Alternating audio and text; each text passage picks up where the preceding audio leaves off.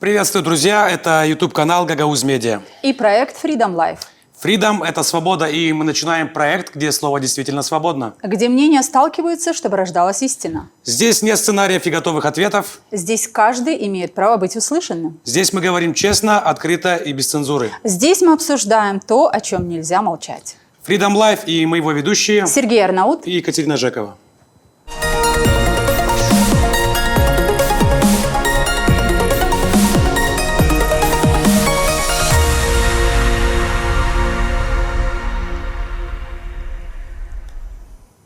Друзья, в нашей студии сегодня много участников нашего 6-го ток-шоу. Каждого из вас мы благодарим. Каждому из вас, уважаемые гости, сегодня будет дана возможность высказать свое мнение, дать реплику, конечно же, если вы этого захотите.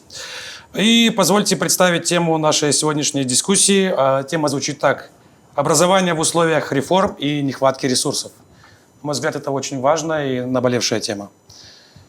Екатерина Федоровна, я представил тему, вас попрошу представить наших сегодняшних экспертов. Да, и с радостью это делаю. Сегодня, друзья, гость нашей студии Дан Перчун, министр образования и исследований Республики Молдова. С 2019 по 2023 год он был депутатом парламента от партии ПАС. До назначения министром работал в Министерстве образования, занимался проектами в сфере реформ и оценки публичных политик. На посту министра сделал ставку на модернизацию системы образования, повышение качества обучения, поддержку педагогов и развитие университетов. Среди наиболее значимых инициатив – создание сети модельных школ, инвестиции в инфраструктуру и цифровое оснащение учебных заведений, программы «Инвестируем в учителей» и меры по привлечению молодых специалистов в школы. Продвигает академическую честность и дебюрократизацию системы. Инициатор кампании «Учись в Молдове» и расширение бесплатного питания для учащихся. Окончил университет Кембриджа по специальности политические науки, психология и социология. Получил степень магистра по социальной экономике в университете Клуж-Напока, Румыния. Следующий наш эксперт не смог присутствовать в студии, но в ходе дискуссии мы будем предоставлять ему слово через экран. Он будет высказывать свое мнение. Это Сергей Лысенко, эксперт в области образования и развития критического мышления. После окончания Кишиневского государственного университета с 1985 по 2008 год преподавал историю. С 1996 года участвовал в программе «Дебаты» и в проекте развития критического мышления через чтение и письмо.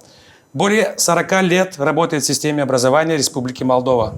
Консультант проекта улучшения качества образования в Молдове, реализуемого при поддержке Всемирного банка. Эксперт в области использования педагогических технологий, развивающий критическое мышление учащихся. Тренер образовательного центра «Продидактика» в программах для учителей и руководителей, в том числе и за рубежом, в таких странах, как Украина, Туркмения и Северный Кавказ. Соавтор методических пособий для учителей и руководителей школ. Добро пожаловать всем. И самое время представить всех участников сегодняшних дискуссий. Мария Танасович, директор педагогического колледжа Михаила Чекера, Камрад. Полина Пынтя, директор лицея Николая Третьякова, города Камрад. Максим Болгар, директор лицея Дмитрия Мавроди, Камрад. Елена Драгнева, директор лицея села Чишмикёй. Валентина Чеботай, директор лицея Михаила Чекера, Чедерлунга.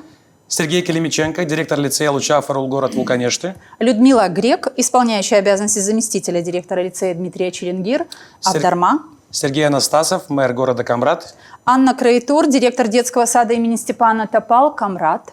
София Жекова, заместитель директора лицея села Чишмикёй. Елена Карамид, преподаватель гагаузского языка, лицей Авдарма. Ирина Михальчук, директор неправительственной организации «Мир Кирас». Алина Гаста, ученик лицея имени Михаила Чекера, Чедерлунга. Андрей Щевель, бывший преподаватель сельской школы и активист. Анастасия Митиогла, ученица 12 класса лицея имени Михаила Именеску, Камрад. Михаил Желез, студент КГУ, юридический факультет. И Елизавета Ковбасюк, студентка Камрадского государственного университета юридического факультета. Также в нашей студии сегодня наш коллега Ната Чеботарь, журналист, публицист, гражданский активист. Ната нам сегодня поподробнее расскажет о теме нашей сегодняшней дискуссии. Нат, вам слово, пожалуйста. Да, с удовольствием. У меня сейчас нет детей и внуков дошкольного и школьного возраста, но эта проблема не может обойти ну, я не могу, вернее, обойти ее вниманием, потому что это важно. Когда мы говорим об образовании, мы должны понимать, что мы говорим о том звене, которое сейчас формирует будущее, потому что наши педагоги воспитывают поколение, которое должно стать теми, кто будет строить не только стабильную, процветающую Гагаузию, но и Молдову в целом. И почему очень важно говорить об образовании и о проблеме, которая есть в образовании сегодня? Потому что наше образование сейчас стоит на стыке сразу нескольких больших вызовов. Это и реформы, это и оптимизации, это и адаптация к новым учебным требованиям, это и необходимость внедрять новые технологии, новые учебные процессы. То есть с этой стороны у учителей, у педагогов, у директоров очень большая нагрузка. С другой стороны, мы имеем проблему, которая никуда не девалась и которая началась не сегодня, не вчера. Это и недостаток молодых кадров, но и старение, извиняюсь за это слово, но старение педагогического состава, потому что многих пенсионеров, к сожалению, некем заменить. И когда мы говорим об этом, мы не можем, ну, то есть мы не знаем, на кого возложить эту ответственность. То есть заставить молодого выпускника вернуться в село и работать в этой школе мы не можем, да? Правительство создает условия, правительство предлагает для молодых специалистов, как называется, подъемные, да, чтобы они там устроились, чтобы они могли себя на новом месте как-то содержать помимо своих школьных зарплат. Но практика показывает, что этого оказывается недостаточно. Молодые педагоги не торопятся, не бегут, сломя голову после университетов, особенно в сельские школы. И это проблема, которую надо решать, не знаю как, давайте сегодня вместе об этом подумаем. Почему этот вопрос важен, почему сегодняшняя тема важна? Потому что мы все понимаем, что никакая реформа, никакие изменения, никакие трансформации не проходят безболезненно. Выбирая что-то одно, ты всегда отказываешься от чего-то другого. То есть всегда будут какие-то жертвы, всегда будут какие-то минусы, которые не все смогут принять. Но, к сожалению, реальность такова, что если ты хочешь двигаться вперед, ты должен тоже адаптироваться к новым вызовам. И я хочу, чтобы... Ну, я думаю, что тема не будет простой, но я думаю, что мы сегодня попробуем задать господину министру вопросы, которые нас волнуют, может быть, найти какие-то решения. Ну и, в общем, я как бы предлагаю, чтобы все были активными, не стеснялись и welcome в добрый путь. Да, спасибо большое, Ната. И после такого введения, это у нас стандартный подход в наших дискуссиях, что Ната делает такое введение. Ну и нам остается только сказать перед началом каждому из участников, что микрофон в этой студии будет доступен каждому. Вам достаточно только сказать о том, что вы хотите высказаться. Единственное, есть регламент, мы о нем вам сказали до начала дискуссии. И ну что, даем старт. И, как обычно, свое мнение в этой студии по названной теме в первую очередь высказывают те люди, которых мы пригласили сюда для того, чтобы именно с ними, через призму их деятельности, сегодня обсудить образовательную систему в Республике Молдова, какие есть проблемы. И, господин министр, мы предоставляем слово вам и ждем от вас короткого такого обзора по теме, которую мы озвучили. Здравствуйте всем. Во-первых, большое спасибо за приглашение. Очень хороший формат для обсуждения тех проблем, которые есть у нас в образовательной системе. Не каждый день есть шанс на телевидении вместе с учителями и директорами пообщаться. Интересный опыт, в том числе для Кишинева. Может быть, мы его перенимем. Мы обычно делаем эти встречи, но не в таком публичном формате. Я думаю, это придает другой окрас разговору. Насчет тех проблем, которые есть, да, так оно и есть. Они не сегодняшнего дня, они какие-то исторически сложились. И, конечно, совсем непростые, потому что это структуральные проблемы нашей системы. Если мы говорим о нехватке кадров, тут нужно проблему правильно понимать. У нас не то, что не хватает учителей, у нас проблема в том, что учителя не находятся там, где есть студенты, или там, где есть ученики, и наоборот. Потому что Строго смотря по всей республике, в принципе, учителей у нас хватает, но просто у кого-то нет достаточно педагогической нормы, потому что он в небольшом селе работает, где некому преподавать, а кто-то работает с 40 Да, учениками. учениками, и, конечно, это тоже очень сложно.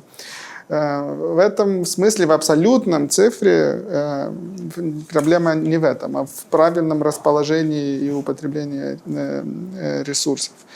Сейчас для нас важно, что за последние 3 года, в принципе, мы видим уменьшение дефицита. Мы начинали где-то обычно в июне, когда мы делаем распределение молодых специалистов, с 2000 вакантных мест. В прошлом году у нас было 1500. Я думаю, в этом у нас будет где-то 1300.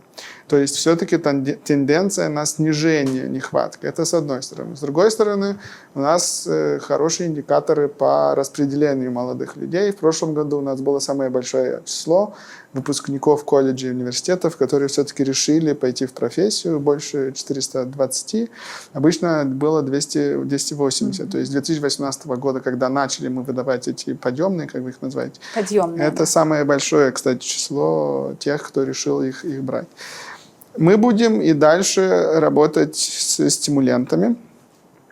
Недельки через 3 опять будет повышение этих подъемных. Они дойдут до 350 тысяч для молодых людей, которые преподают математику, физику, химию, точные предметы, и которые решатся поехать в село. Для остальных будет 300, кто по городам разъезжает, а для остальных примерно, в принципе, будет дальше 200. Мы их поднимали с 120 до 200. То есть будет такой импульс для тех дисциплин, где у нас хронически не хватает и очень большой дефицит. То есть понемножку начинаем подъемные коррелировать с дефицитом по определенным дисциплинам. Также опять с 1 сентября у нас будут большие повышения стипендий для людей, которые идут на педагогический институт. Они будут доходить где-то до 4040 лет. 4400 леев.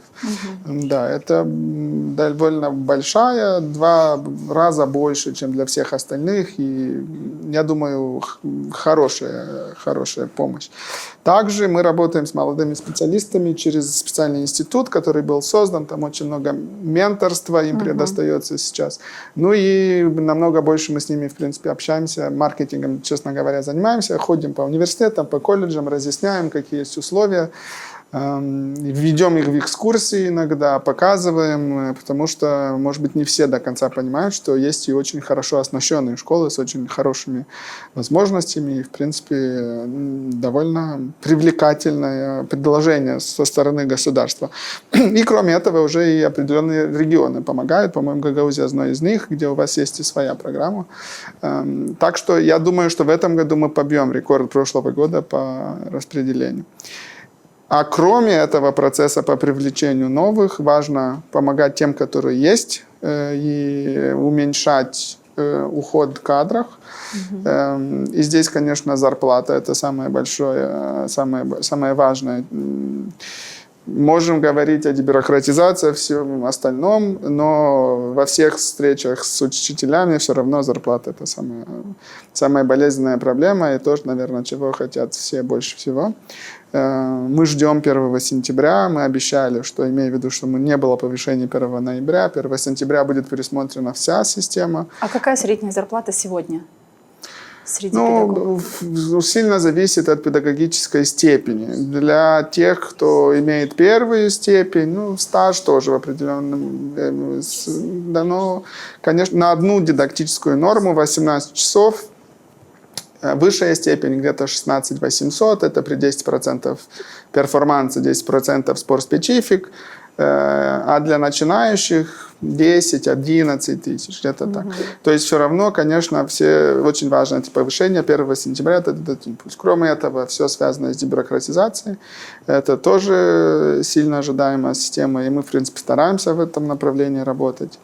Ну и, конечно, кроме того, чтобы те, которые есть, они оставались, процесс реорганизации системы – это тоже очень важно. Мы сейчас, вы знаете, меняли кодекс об образовании. обязательно 73 школы вошли в процесс реорганизации. И когда мы говорим реорганизации, реально закрытие – это 10. Это школы, где меньше 10 детей. По всей стране. По всей стране. Остальные – это школы, которые обычно из школы примара градиницы, они соединяются. Да. Либо ребята из гимназии, если их меньше 35, они едут в ближайшую школу, где их, в принципе, побольше. В Гагаузии таких 2. Да. Ну, всего 73 обязательных. В конце где-то будет ближе к 100, потому что есть районы, где они решили идти даже дальше, чем то, что их обязал закон. И при всем этом, что школы пройдут через реорганизацию, реально людей, которые остаются без дидактической норм, нет. То есть все будут загружены работой, правильно понимаю? Да, потому что мы стали со всеми районами общаться. Скажите нам, есть ли кто-то, кому вы не можете найти дидактическую степень. Пока что всем найдут. Либо психологам, либо кадру дидактик дисприжен, либо какую-то другую административную функцию. Но обычно всем находят даже полную педагогическую, дидактическую ставку. В общем, люди без работы не останутся. Потому что не хватает. Проблема в неправильном распределении, как я говорил. Неправильном распределении кадровой загруженности в том числе. Да. Поэтому это тоже сильно поможет с разговором о нехватке кадров. Да? Спасибо. Но это если только нехватки кадров. Конечно, можно и о куррикулуме, и о учебниках. Много чего происходит. 2026 год, он такой полон разных изменений. Спасибо большое. Я предлагаю всем посмотреть, что об этом сказал наш второй эксперт Сергей Лысенко. Попросим всех вас посмотреть на экраны. Когда мы понимаем, что мы живем постоянно в состоянии реформ, то очень важно, чтобы наши реформы были не реакцией на то, что произошло сегодня, и реакция должна быть фактически сегодняшней. Мы должны понимать, что должно произойти завтра, что произойдет через год, и наше действие, наша реакция, наша реформа должна быть направлена на то, что произойдет через определенный промежуток времени, через этот период времени. Поэтому в этом случае ответственность за реформы очень и очень высока, и нельзя полагаться только на интуитивное или эмпирическое представление о том, что вот мне некомфортно, и вот я думаю, что эту некомфортность можно устранить таким-то образом. Ну, самый простой пример. Мне некомфортно, что ученики используют мобильные телефоны на уроке, и самое простое решение – я забираю мобильные телефоны. Самое простое решение. Эффект этого – это сопротивление учащихся. Эффект этого – это отказ от использования цифровых технологий на уроке, возвращение к каким-то прошлым технологиям и увеличение дистанции между учителем и учеником. Вот что мы получаем через определенное в будущее, а не только просто на сегодняшний день. Да, на сегодняшнем уроке у нас была тишина, а через некоторое время мы получаем тот эффект, о котором я только что сказал. Поэтому, проводя реформы, мы должны заниматься прогнозированием. Для того, чтобы делать хорошие прогнозы, нам необходимо собирать большое количество данных. И эти данные должны быть достаточно объективны. Мы должны уметь обрабатывать эти данные. И моя работа с учителями, моя работа в первую очередь с директорами, заместителями директоров, то есть теми, кто принимает решения на уровне учебного заведения, показывает, что, к сожалению, даже у людей, занимающих административные функции, навык обработки данных развит не очень хорошо, и они нуждаются в этом в поддержке, нуждаются в наставничестве. Поэтому один из важных аспектов тех реформ, которые мы проводим, мы должны постоянно проводить сбор данных, понимать, что происходит сегодня, принимать определенные решения, проводить мониторинг того, как эти решения внедряются в жизнь и каким изменениям приводят эти решения. И эти данные постоянно сопоставлять. Умеем ли мы это делать? Делаем ли мы это? Вот это вопрос, который должен быть и как не только для тех, кто создает политики, для Министерства образования или для парламента. Это вопрос и для простого учителя, потому что если учитель не отслеживает то, что он делает на уроке с учениками, и если он не отслеживает эффективность применяемых методов, то через определенный период времени он столкнется с проблемами того, что методы данные уже не работают или не работают как минимум для каких-то учеников. Говоря о ресурсах, очень важно помнить о, наверное, самом важном ресурсе, это человеческом ресурсе. Те, кто работает в системе образования, это учителя. Исследования, которые проводились во многих странах, во многих школах, что испытывают люди во время перемен, показывают, что люди могут вынести лишь определенное количество перемен единовременно. Эти люди нуждаются в поддержке. Они нуждаются в поддержке точно так же, как нуждаются в поддержке ученики, которые обучаются и делают какие-то ошибки. Они ждут не от учителя не заявления о том, что ты опять был невнимателен, или ты не прочитал то-то, то-то и то-то, и не подготовился хорошо к выполнению задания. А учитель должен сказать, что это нормально, что ты ошибся. Давай посмотрим, что привело к этим ошибкам, и давай посмотрим, какие уроки мы можем извлечь из данных ошибок.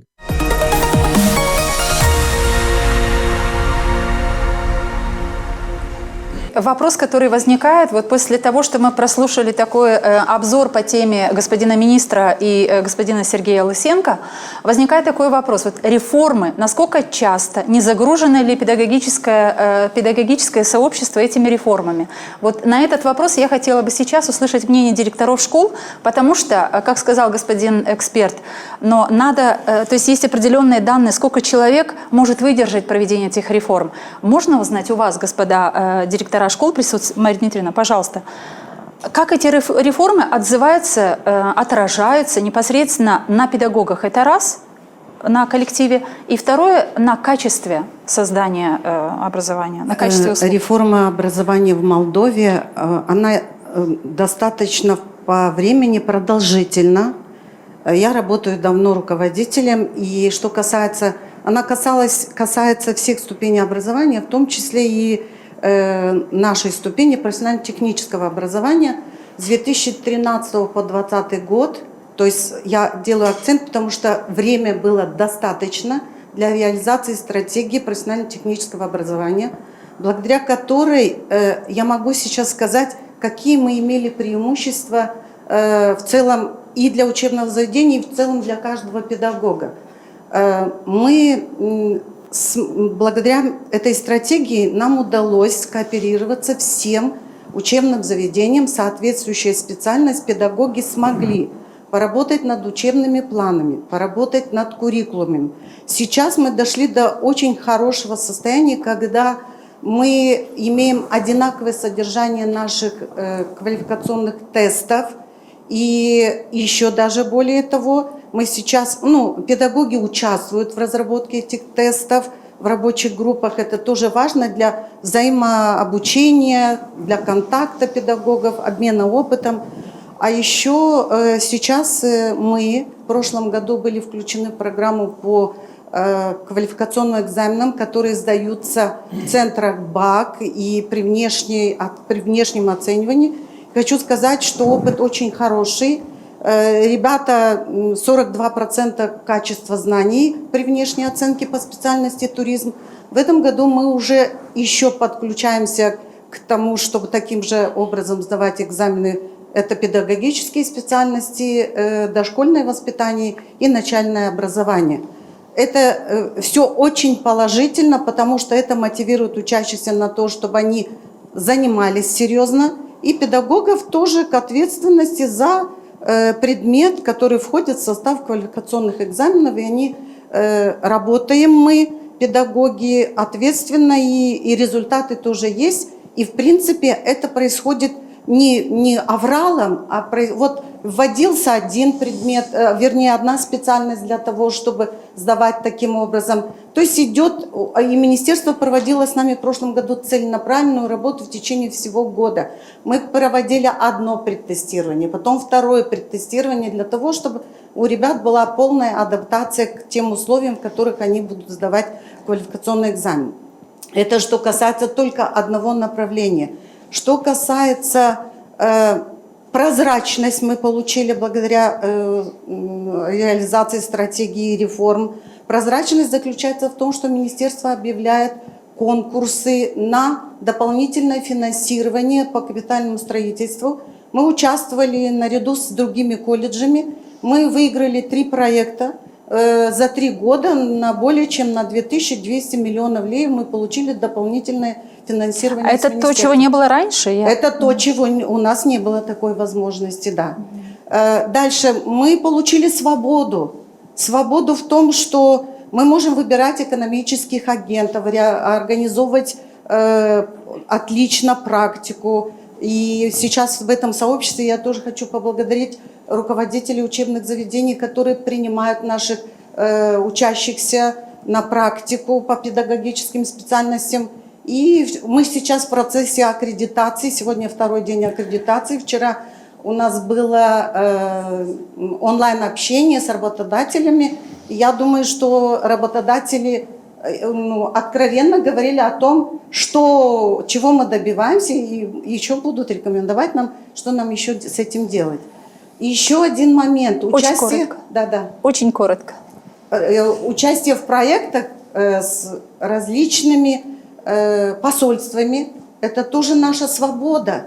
И мы сотрудничаем и с посольством Польши, очень много проектов реализовали. В общем, если сказать о проектах через несколько посольств Греции, Болгарии, Польши и Литвы, вместе с финансированием с министерства на 15 миллионов леев, это привлеченные средства для того, чтобы инфраструктуру улучшать. Но можно мне еще, помимо того, Я поняла, что нам, журналистам ГГУЗ Медиа, молодцы, что вы предложили, коллеги, взять эту тему. Я поняла, что есть представителям образовательной системы, что сказать директорам, и нужно делать чаще. Просто сейчас есть. Пожалуйста, с просьбой связанной с начните. тем, что мы профессиональное техническое образование, господин министр, и у нас есть просьба уравнять нас в плане канцтовары 4000 леев. Дальше.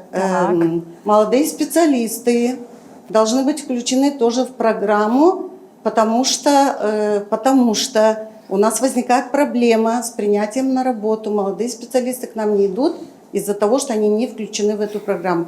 И третья проблема, о которой я много раз говорила, ставка 24 часа недельных. У нас кредитная система, 30 часов, 30 недель, за 30 недель педагог каждую неделю работает 24 часа, а получается, как будто это ставка 18 часов. Господин министр, вы поняли, что такое опытный педагог? Марья Дмитриевна правильно начала, что я с большим стажем работы, и все проблемы, вопросы, плюс рекомендации сразу все высказала. Но я оставляю вопрос открытым и для других директоров, если хотят ответить на этот вопрос. Реформы. Не ощущается ли давление этих реформ? Выдерживает ли кадрово это сегодня школа? Можете сказать, если кому-то еще есть что сказать по этой теме? Если нет, двигаемся дальше. У нас мало времени, много вопросов. Так, господин министр, немножко... Я могу сказать, в принципе, как мне видится. Я думаю, у нас выбор... Тут много вещей, которые нужно иметь в виду. И, есть такая пословица, что лучше резать один раз, чем несколько раз по маленьким частям. Это с одной стороны. С другой стороны, если резать слишком много с одного раза, есть большой риск, что эти реформы не будут устойчивыми. И потом все равно система, либо следующая власть все это пересмотрят, потому что они не будут никак приняты. С третьей стороны, обычно времени на реформ не так много. У нас министры быстро меняются. И для образования все-таки важно, чтобы была определенная стабильность. Поэтому иногда хочется все сразу сделать, имея в виду, что нет понятия, сколько времени будет, в принципе, для этого. И все-таки система, она под довольно большим давлением, и, наверное, лет уже 10-15, потому что все равно что-то постоянно меняется, что-то происходит. Начались определенные движения в 2010-х, 2012-м, потом все это пересмотрелось, остановилось на определенно довольно большой такой период времени. Когда был другой министр в то время, вы хорошо понимаете, о чем я говорю, была такая пауза, в принципе. Сейчас мы, если вы посмотрите, делаем очень похожие вещи. Был у нас БАК, сейчас у нас 9 класс. Да? Реорганизация структуры, стимулы для учителей, дебюрократизация. Была у нас тогда формула для школ финансирования. Сейчас мы внедряем ее, уже внедрили ее для садиков и так далее. То есть, в принципе, это продолжение того видения, которое было в то время, но которое на 10 лет где-то, в принципе, немножко застряло, а сейчас мы начинаем опять. Если мы бы тогда все доделали, возможно, было бы проще. Но потому что у нас постоянно качели немножко в системе. И это все, конечно, сказывается на директоров, на учителей. На педагогов.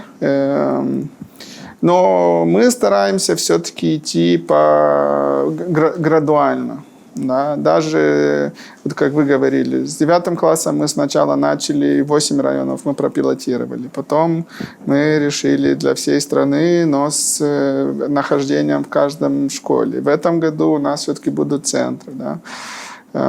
И так далее. С школами, с реорганизацией структур мы все-таки очень низко поставили планку. То есть там 10 учеников для того, чтобы остался только садик в селе. Это очень низкая планка.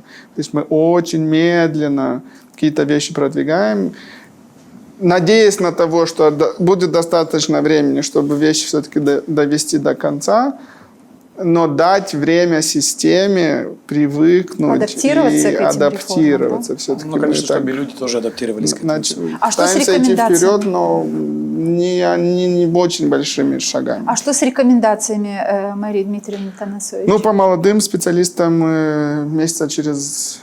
Потому что мы поменяли кодекс уже, и где-то через месяц появится правительственное постановление. В этом году мы сможем распределять уже и вам. По 4000 леев не обещаю. Это у нас большая битва с Министерством финансов. Возможно, мы найдем какое-то другое элегантное решение. Дадим вам возможность из комплементарного финансирования это сделать, но мы поищем, если мы с Министерством финансов все-таки не договоримся. И третье у вас было... И третьи поставки. Поставки обсудим еще. Здесь у нас еще решения нет до конца. Но Мария Дмитриевна решила, если уж просить, так Все просить это- все и да, сразу. Это такие, как сказать, важные, и они всегда в разговорах с директорами из профучилищ. Так, господин министр, и так далее. по поводу бюрократии в школах. Все знаем, что учителя жалуются на количество планов, отчетов. Особенно это тяжело для тех педагогов, которые молодые приходят. И в особенности для мужчин. Многие мужчины-педагоги с этим, будем откровенно, не знаю, почему справляются. Именно Мужчины для не такие мужчин, усидчивые, как для женщины. всех. Да. И многие, с учителями физкультуры разговаривал, говорим, все хорошо, с детьми справляемся, контакт есть, но вот эти планы немного, конечно, смущают. Что будет с бюрократией и когда ее станет намного меньше в школах? А давайте я вас Давайте попрошу лучше сразу... директоров спросить. Да, если мы они- спросим директоров, это первое. И потом у нас есть видео, которое принес сегодня один из директоров, который сидит в студии, господин Сергей Климиченко. Мы его посмотрим, но сначала давайте вы скажете. Вот министр, вот человек, который руководит системой образования и который призван и обязан решать эти вопросы. Давайте поговорим о бюрократизации и дебюрократизации.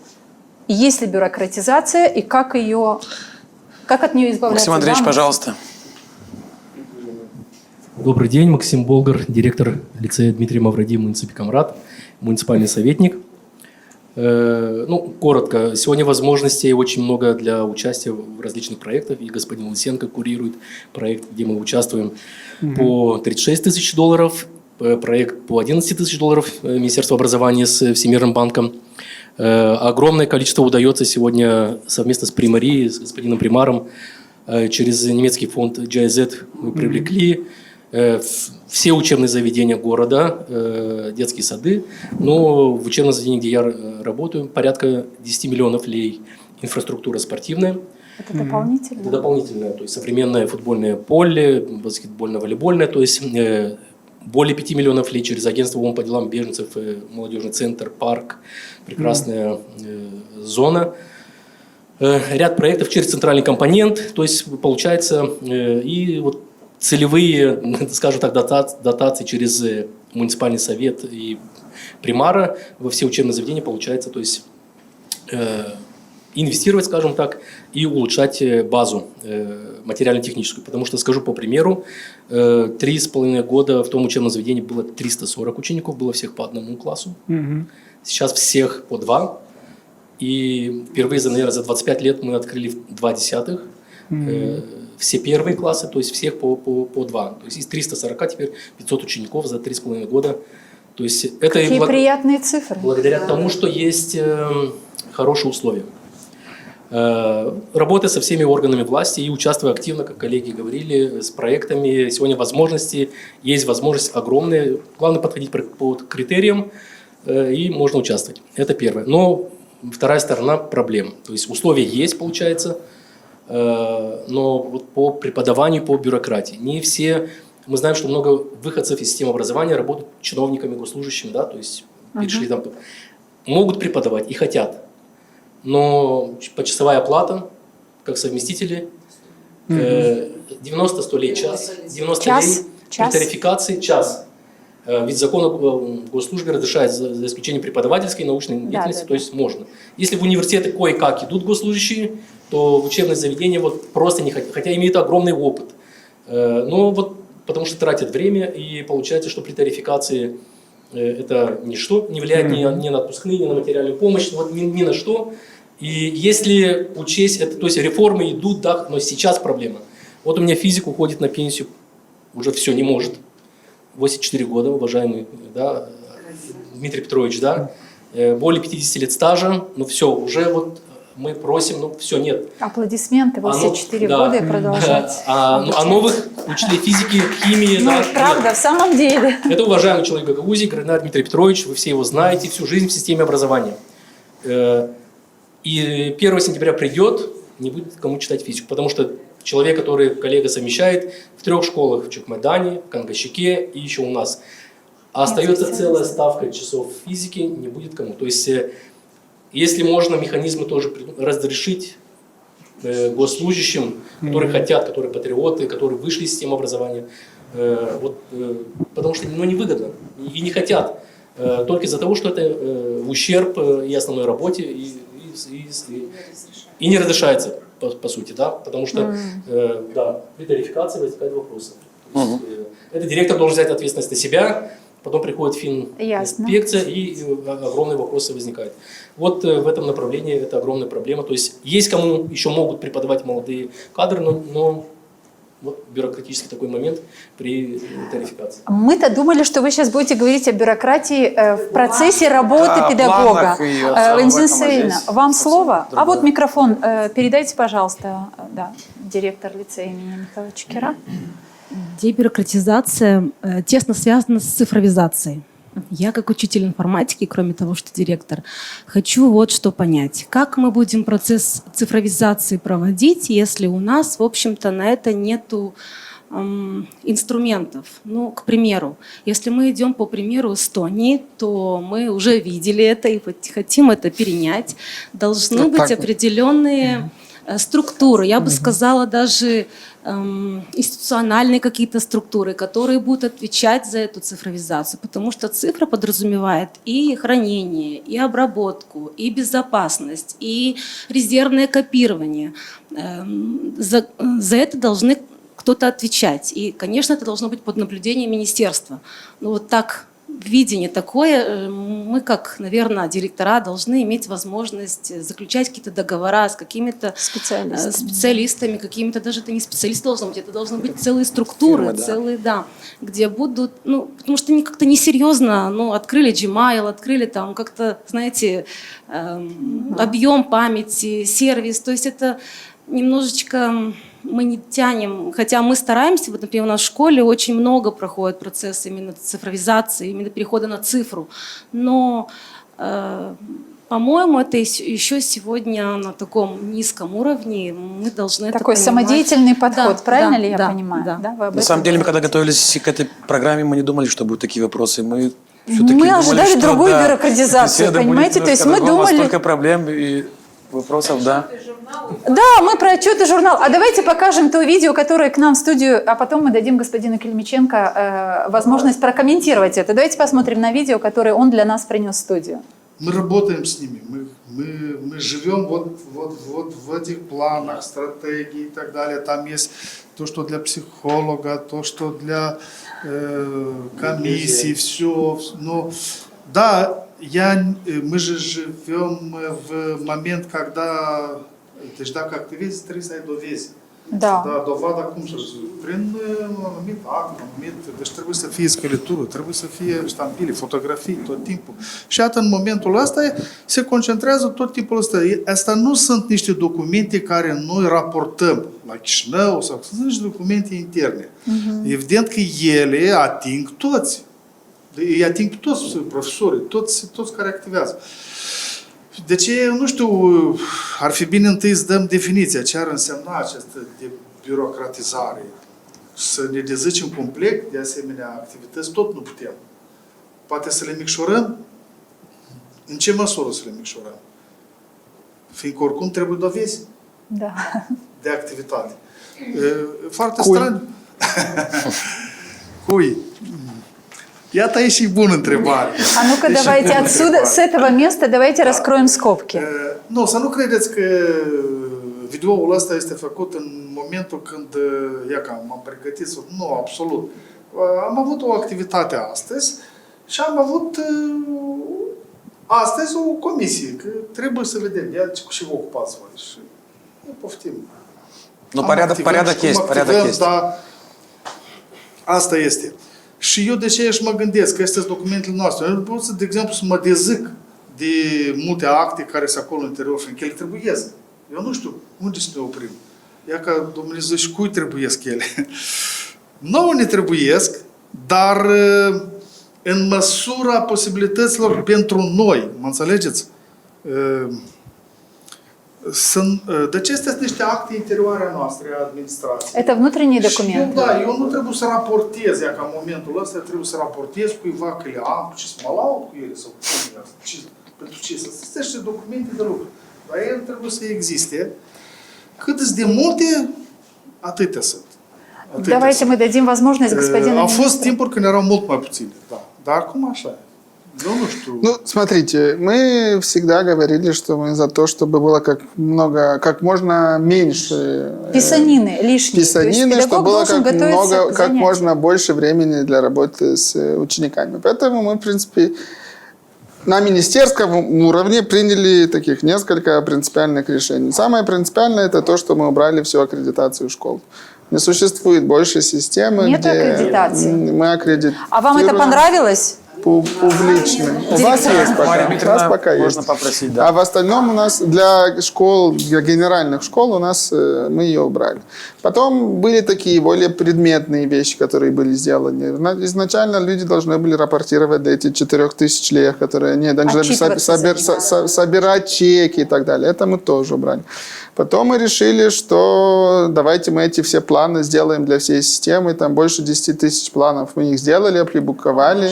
Их можно сейчас использовать. Сейчас То есть учителя уже это не делают? Я хочу, чтобы поняли и те они зрители, могут которые... взять планы, которые мы сделали, И адаптировать и под их себя адаптировать уже. там уже исходя из То есть это учеников и облегчило работу специалистов. педагогов. Ну, так было задумано. Там, кому помогло, кому нет.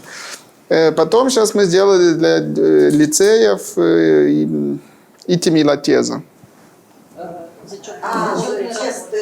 Тесты, да. Окей. Которые, опять-таки, можно брать и переделывать, но есть уже база, которая сделает. Потом решили, что, в принципе, потому что аттестация, это был такой большой, сложный процесс.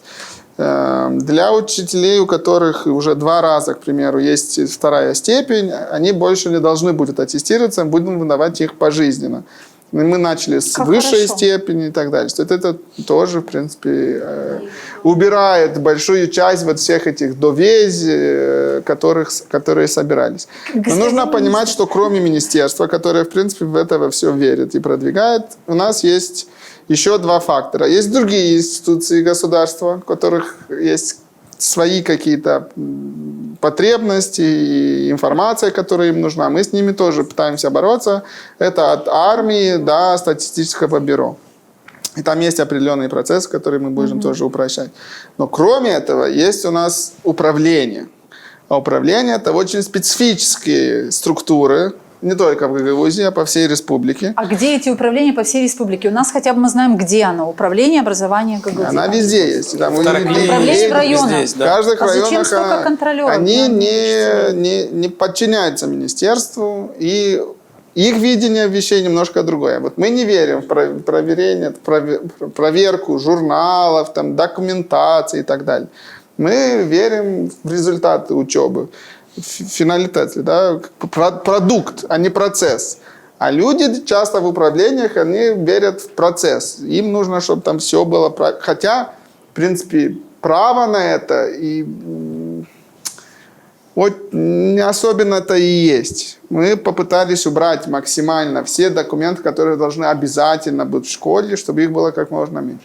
Но тут и культурное такое изменение, которое должно было произойти, чтобы люди из управления тоже понимали, что они, в принципе, о помощи школе, а не о проверке школе. Но это другая оптика немножко, это занимает немножко Да, но времени. эта оптика очень важна сейчас, как мне кажется, потому что мы говорим все о том, что время настолько быстро движется, и столько необходимости делать какие-то реформы, цифровизация, о которой говорит госпожа Чеботарь, и многое другое. Как же это сделать, если вот стол директора завален такими документами, как вы говорите, господин министр, министерство упростило по многим параметрам. Так, у меня возникает вопрос, человека, который не работает в образовательной системе, а зачем же это нужно? Есть определенный уровень, он все равно всегда нужно. Должен оставаться. То есть, нужно сделать план на год того, чего ты хочешь делать. Ну, и один рапорт в год того, чего ты делал, тоже, в принципе. Но это все-таки большое учреждение. Некоторые из этих школ, там, больше 10 миллионов лет, 20 миллионов лет. Это серьезные такие учреждения. Но невозможно работать без плана, да? Но есть и вещи, которые мы на центральном уровне не видим нужды, чтобы они были обязательны. Я правильно понимаю, что вы не можете повлиять на вот дебюрократизацию вот эту, которая устанавливается управлениями, как вы сказали? У нас это в Гагаузии мы одно думали управление. делать там дополнительную методологию, чтобы еще сузить их возможность принимать решения по этим вопросам. Но исходя из того, что в следующем году мы все равно все управления подчиним министерству, кроме управления Гагаузии, там нам будет проще уже напрямую с ними работать. Да, Максим Андреевич, если можно, коротко. Очень да. коротко, если можно, у нас очень много Вот, тем. коллега из «Вулканишт» показал вот объем документов. Папок, да. И это все. А за этим стоит огромная работа заместителей и всех коллег. Это еще не показана отдельная комната, кабинет, где инклюзивное образование детей, если есть в школе. Это заходишь как архив. То есть там отдельная история. Вытекают эти папки еще, содержание. Плюс есть еще постановление правительства 2018 года, что все учебные и публичные учреждения должны иметь свои сайты, где должен быть устав, расписание, закупки, планы. Но говорю, что ни один ученик не залезает посмотреть расписание в этом сайте. Во-первых, дорого содержать. Если делать профессиональный хороший сайт, его нужно, знаем, обслуживать. Бюджета нет. Вот в моем учебном заведении 12 тысяч лей заложено на ремонт. На текущий летом ремонт. Содержать хостинг, домен и его обслуживать, ладно, там есть, допустим, средств. но 150-200 евро платить за домен, за хостинг, да, а все остальное это, на мой взгляд, на бесплатных блокпост, там это все, это не серьезно. То есть, делается, потому что нужно, есть постановление правительства 2018 года, что должно быть, но ведь когда приходят проверяющие, можно показать все эти планы и закупки, то есть не думай, что кому-то из детей интересно. Скажите Сегодня, об этом, наверное, пожалуйста. это тоже лишнее, потому что тоже вот в папках это тоже должно быть, и нужно показывать, что вот есть. Это просто затраты лишние, и сегодня есть куча популярных социальных сетей, где все ученики и учителя, и все учебные заведения имеют в Фейсбуке, в Инстаграме свои странички. Смотрите, все-таки вы государственное учреждение. Нормально иметь сайт. где есть информация, кто директор, кто команда, какой бюджет, где находимся. И это нужно и для журналистов. И для журналистов. И, в принципе, можем и план покупок туда разместить, и бюджет. Проблема не в сайте, проблема в бюджете. Но то, что сайт нужно иметь, денег. это да. В отсутствии денег проблема. В общем, нужно да. иметь бюджет. Нужно добавить. Хороший сайт нужно содержать. Но я услышала очень хорошее слово, госпожа Чеботарь сказала, транспарентность. Но на самом деле транспарентность настолько важна, и образовательных учреждений в том числе. Потому что родители со временем, технологии меняются, родители со временем привыкнут, что они информацию получают оттуда. Они свои вопросы или там даже какие-то вопросы администрации будут задавать тоже там. Вы хотели добавить к этому слову транспарентность, как она обеспечивается сегодня? Я вижу, что у многих абсолютно, если не у всех, мне кажется, да. Мне, допустим, очень нравится, примите это за комплимент, господа директора, которые здесь сидят и этим занимаются. Мне очень нравится, что если нужно узнать о какой-то школе что-то, то ты в Фейсбуке можешь открыть страничку, посмотреть, и ты узнаешь, чем живет этот лицей, этот сад и прочее, прочее. Но то, о чем говорит господин министр, я абсолютно с этим согласна. Вы являетесь государственными учреждениями, на это расходуется, на содержание, на образование расходуется очень много средств из бюджета, и граждане должны иметь доступ к тому, чтобы узнать, чем живет этот лицей, каково финансирование этого лицея, сколько там работает сотрудников, а кто там директор, а насколько... Вы понимаете, да? И о транспарентности. Вы как раз, по-моему, уже сказали даже то, что я хотела сказать. Именно транспарентность в чем должна проявиться? Ну, Facebook или там Telegram или какие-то другие платформы, Instagram, они больше для... легкое информирование. Какой-то такой, да, активности, да. Да, какие-то мероприятия Да. показать. А сама транспарентность, официальный сайт необходим, наверное, для других вещей. Это и план закупок, это и план мероприятий, это и план, это и стратегическое видение, то, о чем вы говорите. Каждый родитель должен иметь право увидеть, не заходить в школу, да, там просто узнать, как он это узнает. Он должен, сидя у себя дома, видеть всю ситуацию целиком. И я думаю, что это нормально, это правильно, в этом и есть транспарентность. Это и Господин министр, мы вас попросим добавить чуть денег школам. Денег школам добавить. Да-да-да, чтобы у них не было таких проблем. Ну, нет, тут даже не в том, что министр образования либо финансов. Молдова одна из стран, которая очень много инвестирует в образование. И мы должны от этого отталкиваться, потому что мы где-то примерно 6% ВВП инвестируем в образование. Средняя по Европе 4,2, Румыния где-то 3,3. То есть, в принципе, объем финансирования он большой, как часть ВВП. Но, конечно, ВВП не настолько большое, это само собой. И, во-вторых, мы все-таки хотим содержать школы с 3 учениками. Вы хотите содержать? Мы не сильно, но есть часть общества, которая все-таки считает, что это хорошая затрата. Да, и тогда нам на сайт не хватает, и на зарплаты не всегда хватает, и на какие-то другие потребности. То есть нужно понимать, что все-таки есть и вопрос эффективности и оптимизации в тех ресурсах, как мы их тратим, в принципе. Если мы будем их тратить немножко более эффективно, возможно, нам хватит и на какие-то другие дополнительные нужды. И, конечно, должен быть и экономический рост, потому что без экономического дополнительного хорошего роста коль мы уже заговорили... будет мало чего перераспределять.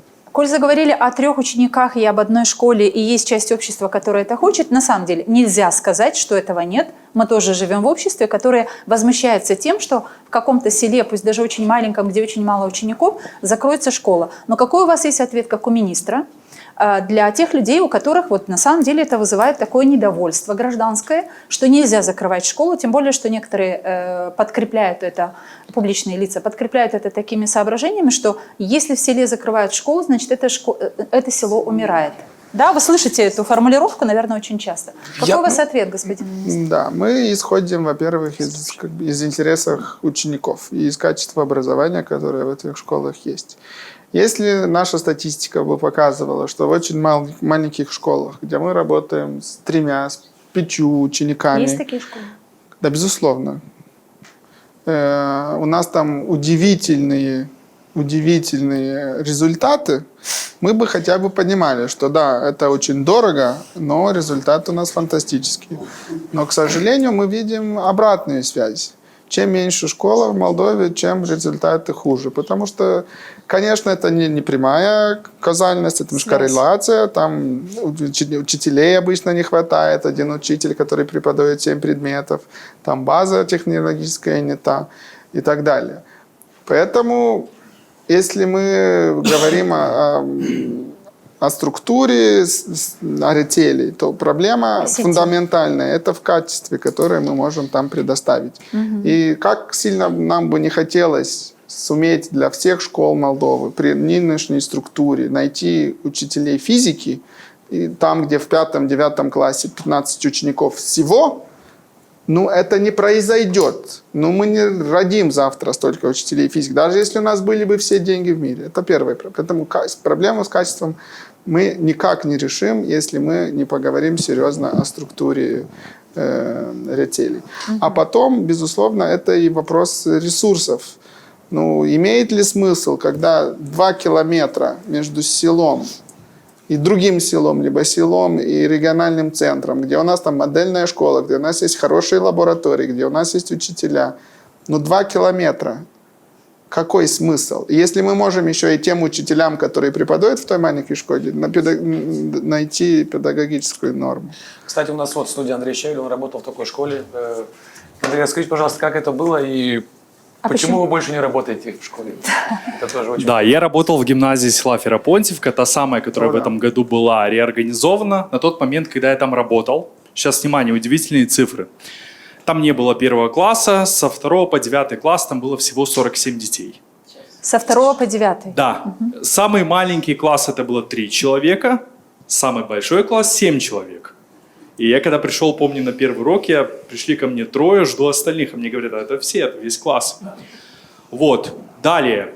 Понятно, что в школе, где есть гимназия, там тоже была гимназия, там, получается, 15 преподавателей. В общем, на одного преподавателя уходит в среднем там 3 ребенка, 2 ребенка, да. И говорить о какой-то экономической целесообразности, когда здание школы еще и на 3 этажа, то есть там один этаж полностью был свободен, один был как административный, один заполнялся только наполовину. И я уже тогда, работая, понимал, что это максимально нецелесообразно, когда рядом есть лицей села Авдарма, где есть хорошие условия. И в этом году было вот принято решение о реорганизации правильное, дети будут получать качественный уровень знаний и так далее.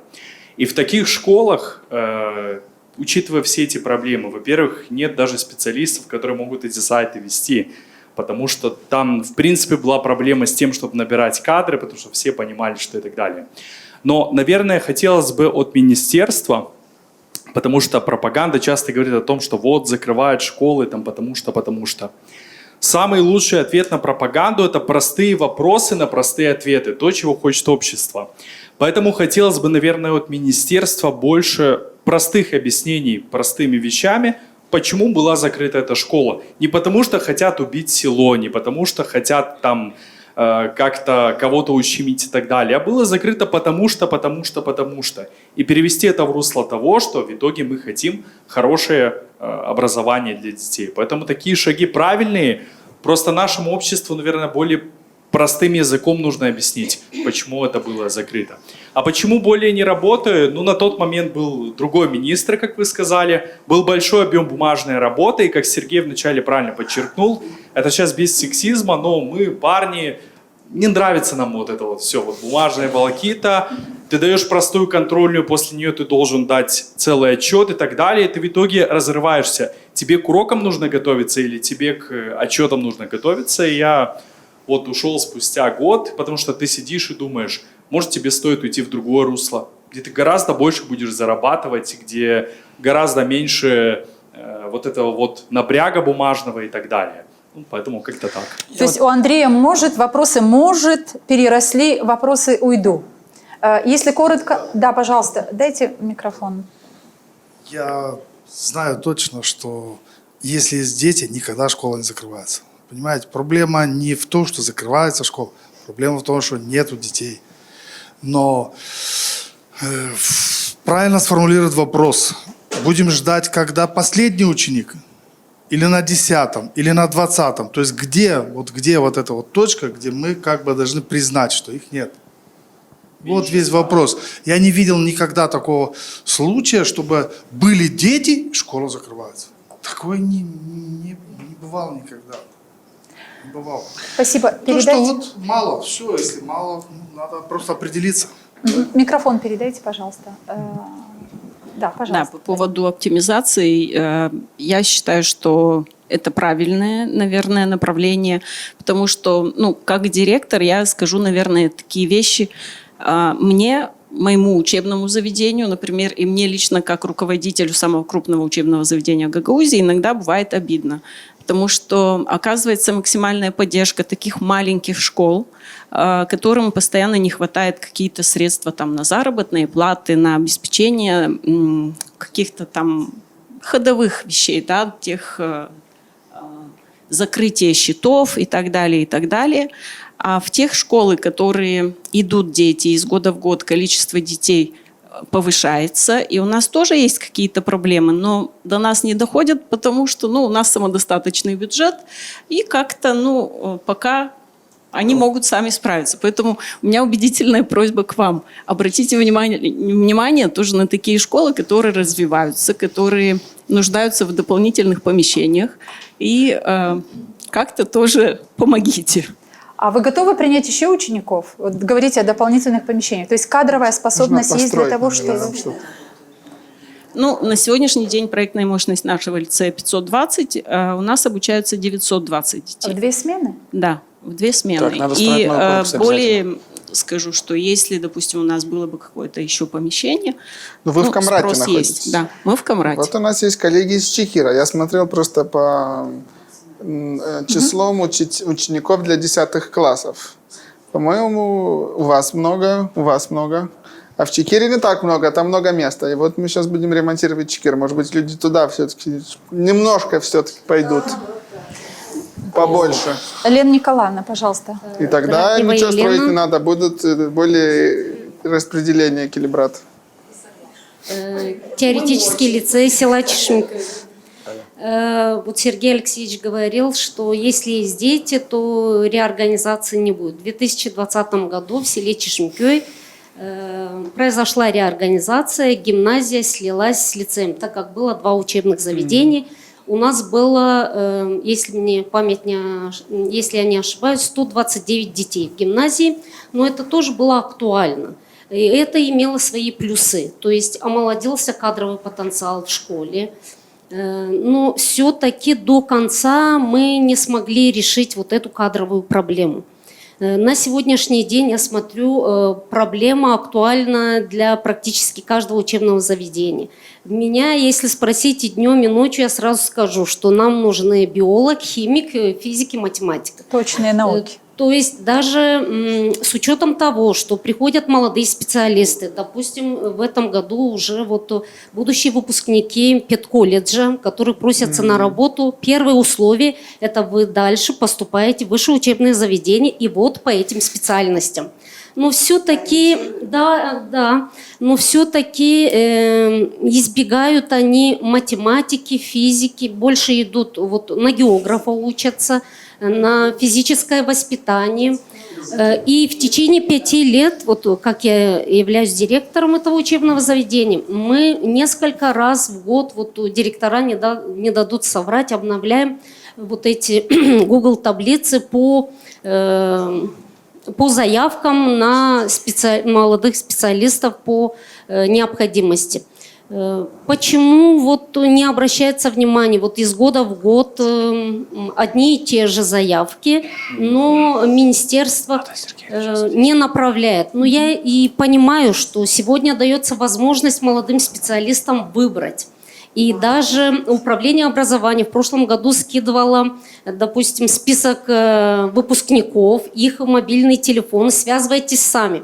И когда я всех обзвонила, и когда они слышат Чешмкёй, а это вот юг Гагаузии и Молдовы, это граница с Украиной, они как слышат Чешмкёй, они нет, это конец географии. Вот Камрат, Кирсово они еще рассматривают, но Чешмкёй это для них, хотя в селе есть социальное жилье, которое на балансе исполкома, да, для молодых специалистов, как врачей, так и педагогов и так далее. Все, что мы можем предоставить, там, бесплатный обед, допустим, и весь соцпакет, который предлагает министерство, вот даже это пока у нас не спасло ситуацию. Ну и дороги Понятно. ремонтируются. И что дороги немаловажно, да. ремонтируются. Понятно. Спасибо. Идемте дальше. У нас очень много вопросов. Как оказывается, мы с Сергеем переглядываемся. Да, пожалуйста. В дополнение к словам Елены Николаевны хотела предложить такой вариант. Да, мы понимаем, что в Чешмекёе никто из единиц, из УНГЕН не приедет преподавать математику. Мы стараемся готовить своих специалистов, вернее не специалистов, а направлять наших учеников для обучения в высших учебных заведениях. Но бывает и такое, что ребенок сдал документы, поступил, вроде группа открывается, но на 1 сентября он возвращается и говорит: мне предложили перейти на другой факультет, потому что группа математиков не набралась. Может, есть возможность и смысл финансировать малочисленные группы для того, чтобы Очень хорошее предложение. получить в школах преподавателей математики и физики. Пока хотя бы на этом этапе, год, два, три. Ну, смотрите, во-первых, у нас стипендии будут большие с 1 сентября, и будут самые большие не только на педагогическом, на математике, физике, химии и так далее. Во-вторых, мы поменяли формулу финансирования университетов, не знаю, 1,5 месяца назад где-то, и будем доплачивать для тех специальностей, где хронически мало учеников, чтобы для университетов, в принципе, было все равно, чтобы они не теряли деньги, если они эти группы открывают. И кроме этого, вот исходя из того, что вы говорили, где, может быть, мы недостаточно еще делаем, это работать вместе с местными властями. Органами власти. Мы начали в этом году с УНГЕНами. Как-то я там был, и зародилась идея, и сейчас и Примария будет выделять из их ресурсов дополнительную помощь. Плюс мы реально берем учеников из университета Кранга, везем их в УНГЕНы, потому что человек из единицев, он понятия не имеет, что сегодня может УНГЕН предоставить и так далее. Я думаю, немногие понимают, что Камрад может предоставить, к примеру, из русскоговорящих, да? Ну, потому что никогда не были и как-то живут с таким предвзятым каким-то мнением, не знаю, как кого-то там к единицам предвзятое мнение, и так далее. Мы мало иногда по Молдове ездим, поэтому не всегда понимаем. Здесь можно было бы поработать, чтобы все-таки из других регионов и сюда показать, какие у вас возможности есть, и чтобы молодые люди больше понимали, какое есть предложение. И какие-то дополнительные местные льготы. Может быть, он не должен жить в Чешмекёе, может быть, он может жить в Камрате и ездить каждый день. Я не знаю, как далеко это. Или в Вулкане ездить, да. или... Нужно, но это вот реально нужно вместе с местными властями какие-то дополнительные еще стимуленты искать. Но мне нравится, потому что мы сейчас будем давать 17,5 тысяч евро для кого-то, кто приедет в Чешмекёе работать. Но это немало же. Вот, в принципе, Но вы да. говорите о тех 350 тысячах лев. Мы Да. для наших зрителей поясним, что люди, выпускники, которые примут решение поехать в сельскую местность работать педагогом, для них предусмотрено уже 350 тысяч лев для подъемной, да? Так Да. они Педагогов, Для- которые будут преподавать точные науки. Точные Да, науки. точные Точные да, науки, все- да. все. Сергей Ильич, как Примария работает с директорами, вот, допустим, в Камрате, с директорами школ? И готовы ли вы принимать, допустим, преподавателей из других районов Республики Молдова? предоставлять жилье и прочее. Есть ли у Примарии, у местных органов власти такие ресурсы?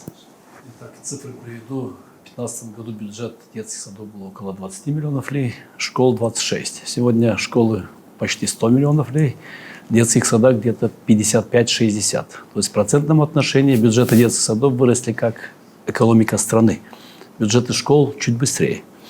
Но в любом случае мы все проекты, которые были привлечены нами, это программа ГИЗ, ЧАИЗ, тут нет ни одной школы, даже колледж, чтобы Примария не участвовала средствами из грантовых средств и собственными средствами.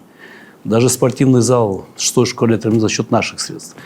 В 5-й, любой школе, Михаил Минеску здесь, площадка построена тоже нашими средствами, то есть из бюджета города. Хотя бюджет города у нас всего остается 10-15 миллионов лей, это на развитие самого города, это инфраструктура, А касаемо детских садов, несмотря на то, что бюджет наших детских садов вырос пропорционально, как и сам бюджет города, мы за счет трансферных средств каждый год ремонтируем детские сады уже 10 лет. Но я думаю, что я смело скажу, что лучших детских садов у нас по состоянию, наверное, нет, потому что практически очень мало. Я имею в виду все детские сады. Можно один детский сад показать новый. У нас тоже есть новый детский сад на 60 детей при въезде. Тоже можете ознакомиться. Но мы говорим о больших детских садах, где 300 детей и больше. 5-й, 9-й. Каждый 9-й детский сад – это 20 миллионов лей за 10 лет. Любая школа, все эти средства были... Ну, сейчас, наверное, поговорить нужно о образовании. Да, очень интересно мне в детских садах. Почему-то мы до 5-летнего возраста все знали гагаузский язык. Мы нигде не учились, между собой разговаривали, и никаких проблем. Сейчас мы идем, смотрим, дети делают уроки. Что ты делаешь? Говорят, гагаузский язык, ой, там прямо голова вот такая, пишут, там нервничают все. Спрашиваешь, язык знаешь? Нет, конечно. То есть вот эта проблема, я считаю, что в детских садах до 5-летнего возраста нужно просто набирать на работу не профессоров, а тех, которые просто говорят на гагаузском языке или на родном языке. Не надо больше ничего. После 5-летнего возраста, 6-й подготовительный, пожалуйста, готовьтесь Какое к чему революционное хотите. решение. Билингвальное образование. Это самое простое, так я изучал и молдавский язык в советское время. 5 лет я учился, знал ровно 50 слов. А когда учился уже среди общения, за 3 месяца выучил, никаких проблем. Это еще в те времена. То есть 5 лет и 3 месяца. Разница огромная. Анастасов. Поэтому надо внедрять вот эти практики практичные. Они намного экономичнее. И меньше давайте детям домой учить уроки. Господин В Словакии Анастасов. дочка училась год, домой никто ничего не дает. То есть вот это перезагруз детей количеством. То есть уроков, я считаю, что там очень много загружаем детей. Очень аккуратно господин Анастасов перевел наш разговор вовнутрь образования, потому что я только одной фразой хочу сказать, что вы правы, и невозможно с вами не согласиться, и все директора, которые здесь сидят, и садов, и школ Гагаузии скажут, наверное, что когда видишь какие-то видео с демонстрацией инфраструктурных проектов, которые реализовываются в садах и школах, мне кажется, что действительно. Но вот что берет гордость, так берет гордость то, что сегодня дети, что в школах, что в садах, находятся в лучших условиях. Идеальных. Потому что картинка, которую ты видишь, ты понимаешь, что и санузлы, и они уже все практически в помещениях, а не так, как в наше время было, да, санузлы для детей. И оснащение техническое, технологическое, еще не знаю какое. В общем-то, за это спасибо, но право абсолютно господина Анастасова. Давайте взглянем вовнутрь и поговорим о той проблеме, которая действительно очень актуальна для Гагаузии. Наверное, директор детского сада именно об этом и хочет сказать. Пожалуйста. День всем. Я сегодня послушала школы, и хочу сказать, что детские сады тоже находятся на таком же уровне, как и школы. Мы тоже имеем право участвовать в проектах. Но у нас есть помощник, у нас при мэрии есть целый проектный отдел, в котором мы просто им говорим о чем, что нам нужно, и мы вместе составляем с ними.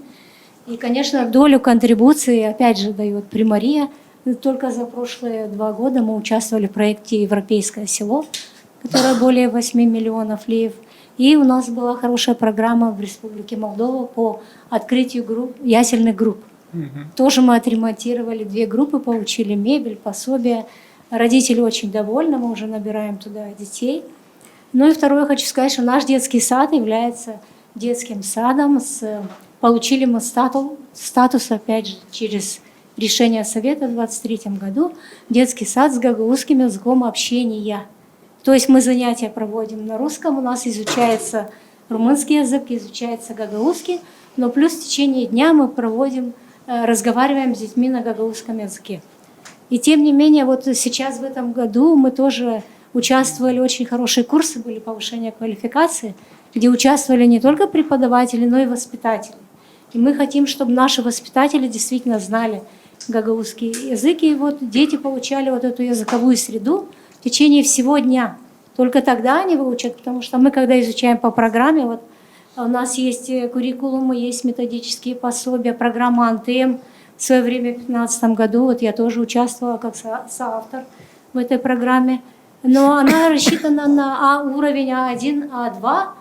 И то вот мы учим там четко, задан вопрос, есть ответ. Дети выучили. И только приходит посторонний, задает вопрос, которого нет в этой книге. И, конечно же, ребенок уже все не знает. Мы понимаем, что у нас проблема в том, что родители, к сожалению, гагаузский язык не знают. И они дома говорят на русском. У нас орусевшие гагаузы, поэтому все говорят на русском. А у нас мы каждый год проводим анкетирование родителей. В этом году вот сейчас тоже анкетирование проводится по тому, как удовлетворены родители наши качеством образования и воспитания, вот как в школах, так и в детских садах. Там есть много вопросов по языкам. Желаете ли вы изучать гагаузский, желаете ли вы румынский, украинский, то есть родные языки все, даже английский. И родители всегда пишут, что да, мы хотим. Но вы учите сами, нам некогда, мы на работе, и мы на работе говорим по-русски. Вот в этом проблема. И поэтому мы вот примар мне тоже, когда он приходит, вот сейчас у нас апрель был, очень такой, месяц, посвященный родному языку. Весь месяц мы прям красной нитью, очень много было и по школам, и по садикам различных конкурсов. Укуерс Барабар, вот читаем вместе, да, Дуйгус из НТСы. Мы встречались с гагаузскими писателями, и, конечно, день рождения Чакира. Было это очень все проведено. Хорошо, я прошу прощения, но это все нет привлекали среды? родителей. Нам важно было привлечь родителей. И впервые очень много родителей сами дома читали, снимали короткие видео. У нас, да, нет своего сайта, но в Фейсбуке у нас все, на нашей страничке, все родители наши друзья, и они оттуда все это видят, ставят классы, да. И вот Сергей Ильич тоже говорит, что давайте начнем говорить не только на занятиях, но говорить в течение всего дня. Екатерина, мы имеем в виду здесь... среду, нужно согласно программы, не нужно спрашивать. Есть среда, согласно программе, зачем спрашивать, если там запрещено говорить на другом языке, чем на том, который ребенок записался. Пусть запишется куда хочет, но Смотрите. нельзя объять необъятное. Давайте выучим все языки сразу. Маленький ребенок, у него 3-летний мозг, он еле научился, то есть, разговаривать, и мы ему сразу давайте румынский, английский, там. Но дома же он говорит давайте на русском. до 4 лет, учат до 5 русский язык. родной язык пусть выучит. Опыт многих стран, того же Израиля, ни иврит никто не знал. Пока не видели в детских садах. И я вообще предлагаю создать какую-то общественную комиссию. Идите поговорите с детьми после того, как они завершили 5 давайте класс я или скажу, 6. давайте Будут коротко. они говорить или нет? А если не будут, то нужно менять что-то. Смотрите, тут получается, что госпожа Кройтер говорит о том, что у нас все есть, у нас и оснащены детские сады и школы, и технологические такты, у нас есть программа куррикулума, у нас есть говорящие дети на уроках, и у нас нет говорящих детей во время перерывов. У нас нет говорящих детей во время свободного общения. То есть мне кажется, что вот идея, которую сейчас не у говорит... них, а у нас. Всей Я стране. говорю у нас. Да, всей Гагаузии. Да, ситуация одинаковая. я отсылку сделала Да, только конечно, потому, что она как директор сада об этом говорит, но у нас в Гагаузии нет среды гагаузского звучания этого языка. Давайте вот здесь находятся педагоги, есть министр, есть местные органы власти, но если здесь с гагаузской стороны, кроме господина министра, присутствуют абсолютно все, которые понимают значение гагаузского языка для жизни гагаузской автономии, для сохранения статуса, нигде больше не родится эта среда и не утвердится, на мой взгляд, если не в образовательной системе в первую очередь. Кто с этим, может быть, есть какие-то возражения? Может, это неправильное рассуждение? Нет, как это сделать? Мы считаем, что у нас тоже, вот как и в школах внедряется, у нас есть, мы разработали занятия по физкультуре на гагаузском языке, по рисованию. У нас музыкальные руководители, кстати, в Чешпике прекрасно ведут на гагаузском языке и песни, и танцы, и игры на гагаузском. Вся жизнь должна в садике проходить на У родном нас, языке. я собирала Вся коллектив жизнь. именно такой, который с сел, девочки, с нашего педколледжа, спасибо им, прекрасные они практики хорошие, и к нам приходят на практику, подготовленные, знают румынский и гагаузский, поэтому нам легко работать в нашем саду, для нас это не стресс. Но, конечно, и материально, посмотрите, если в школе ставка 18 часов, то здесь ставка воспитателя 40 часов в неделю. Если бы мы вот на одной группе у нас рассчитано 1,5 ставки, это значит 2 воспитателя по 0,75 ставки. А по закону мы должны хотя бы ставку дать минимально. Вот если бы мы поощряли тех педагогов, которые возьмутся в течение всего дня говорить только на гагаузском или румынском, потому что наши родители очень хотят и румынский. Даже больше у нас рядом молдавский лицей, они прямо спрашивают. Вот к вам такая просьба, нельзя ли сделать, чтобы когда-то нас приравнали, у воспитателей зарплату минимальную, как в школах. Вот и количество часов тоже сделать. Смотрите, чуть поменьше. я думаю, или тут нет? есть одна важная вещь, которую нужно понимать. В принципе, Гагаузия, конечно, регион уникальный. В том числе с фискальной точки зрения. Вы единственный регион страны, где ТВА НДС остается здесь. остается здесь. Да. По сравнению с Кагулом, то, что Кагул каждый раз напоминает. Гагаузия побогаче других регионов, потому что так устроена фискальная система, в том числе. Это во-первых. Поэтому в Гагаузии была возможность долгие годы, перед тем, как мы для всех школ стали покрывать зарплаты, покрывать алиментацию, гратуит, питание, да? У вас давно это было. Но, к примеру, в 2026 году, в принципе, эти затраты стали покрываться с госбюджета. Я точно не знаю, но я чувствую, что где-то 20 миллионов из бюджета Гагаузии. Вы правы. Да, да. Это освободило. То, на что вы решаете эти деньги потратить, в принципе, многое говорит о приоритетах. Если вы решили, во-первых, что они остаются тоже в образовании, не знаю. Вы решили, что вы хотите что-то сделать с молодыми специалистами. 20 миллионов леев в год – это немало. Может быть, вы хотите там, не знаю, дом построить для молодых специалистов за 3 года. Или вы решите эти деньги, которые вы до этого тратили на питание, тратить на какую-то дополнительную стимуляцию для гагаузского языка. В принципе, ну вот минимум 20 миллионов освободилось, в принципе. На что вы решили их потратить, я не знаю. Как раз о законе и скажет Лена Федоровна, я думаю.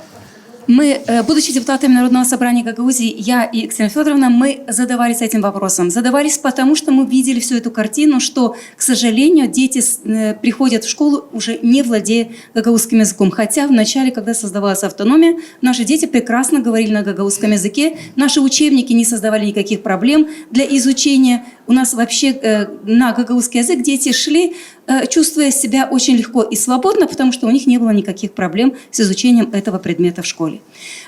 Но и изучая эту проблему, пытаясь узнать, почему так происходит, мы пришли к выводу, что, к сожалению, когда образовалась гагаузская автономия, вот гагаузский язык с тех позиций, с той третьей позиции не был поставлен на первую. К сожалению, закон о расширении сферы применения гагаузского языка, который мы написали, был написан только в 2018 году, а автономия была создана в 1994 году. И даже после создания, после появления этого документа, который предусматривает, что первоочередная задача по продвижению гагаузского языка, по его пропаганде лежит на властях Гагаузии. К сожалению, мы увидели проблему именно в том, что та работа, которую проводит власть, она недостаточная.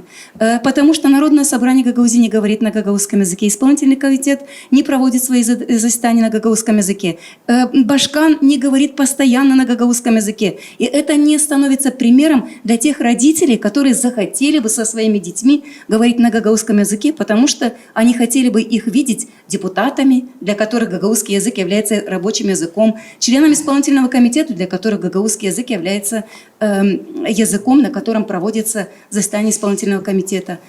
Мы в этом увидели проблему.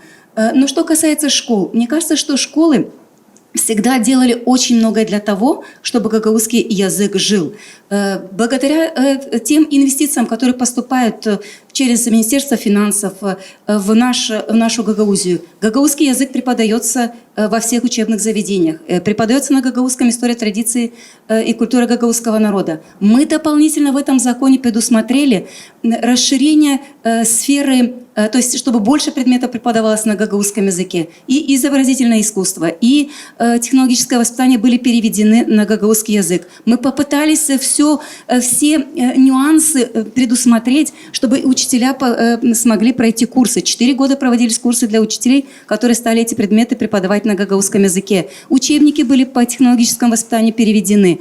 В Камрадский государственный университет стал готовить специалистов, уже предполагая, что они будут в начальной школе преподавать эти предметы на гагаузском. Мы предусмотрели финансовое стимулирование для того, чтобы те школы, которые будут показывать и во внеклассной работе активную позицию по продвижению использования гагаузского языка, чтобы эти школы каждый год поощрялись. Мы пытались и для учителей, которые преподают на гагаузском эти предметы, и мы вписали, и учителя получали дополнительную оплату. И для тех, кто в детском саду, вот, и говорим на гагаузском все режимные моменты в течение дня, чтобы были на гагаузском языке, чтобы, когда детей укладывают спать, они слышали сказку на гагаузском языке.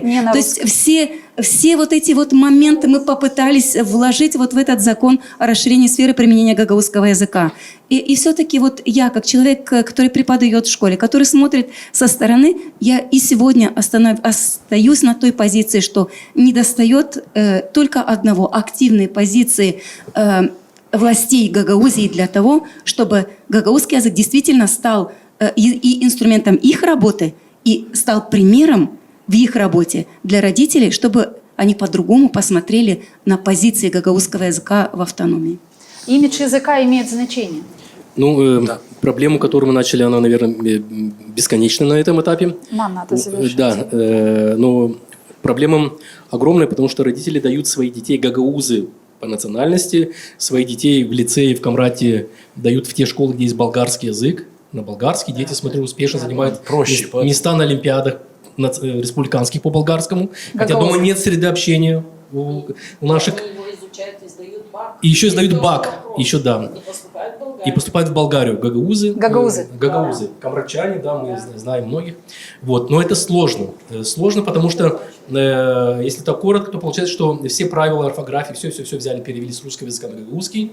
Зачем в 7 классе, кто преподает гагаузский, аллитерация тема, да? То есть зачем детям на уроке гагаузского языка разбирать аллитерацию? Что такое аллитерация? Зачем на гагаузском языке? Это же на русском надо еще вникнуть. А и на уроке гагаузского языка вот в 7 классе есть тема в середине года аллитерация. Так, все стало понятно. Нужно посвятить одну тему гагаузскому языку. Еще других мудреных всех спряжений, все. Да, это просто... Да, очень все сложно. То есть получается, что создали, когда учебники публиковали, программы, да, то есть получается, тогда еще все таким образом было сделано, чтобы, ну не думаю, что умышленно или, но не на том уровне, чтобы сейчас все очень сложно, запутано и не для... Я вот закончил школу, я же говорю нормально на гагаузском, то есть никаких проблем. А дети тоже в гагаузских семьях, ну, можно, да, это что родители не говорят на гагаузском, но тут все равно есть еще среда общения, все равно. Но проблема в том, что в самой программе, вот, которая сейчас. То есть нужно Смотрите, как учебник. мне видится. Я думаю, господин примар, он ближе всего к истине. Если будет реальное политическое решение, не сразу, но через 3 года, чтобы садики перешли на гагаузский, это все очень это сильно опыт изменит. мировой, это не то, что мы это придумали. все очень сильно. Пока не будет реального политического решения гагаузов, что вы хотите, чтобы гагаузский язык побольше места взял от русского языка, это не изменится. Потому что среда очень русифицированная.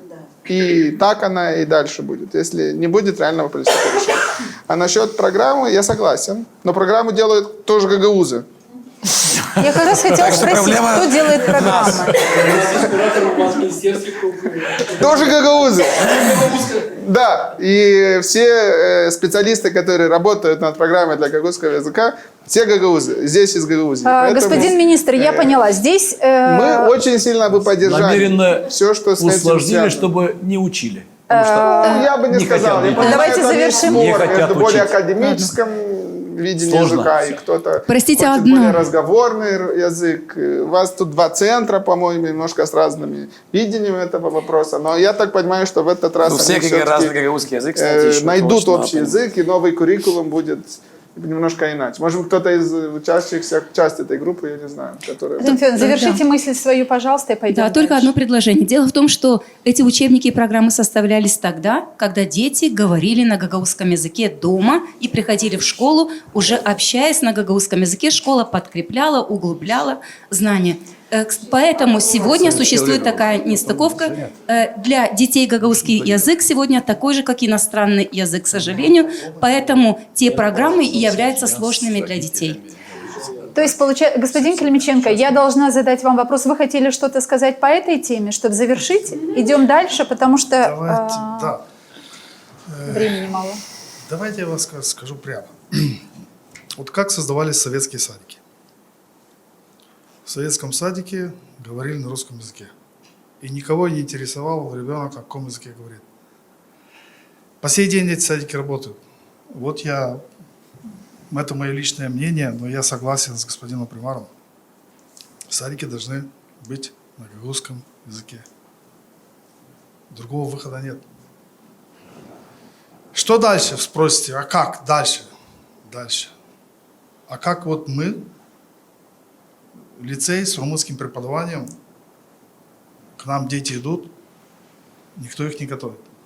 Вообще Кстати, никто да. их не готовит. А как они дальше? Приходят Просто и приходят в учат. среду с румынским языком, все предметы на румынском, и так мы идем вперед.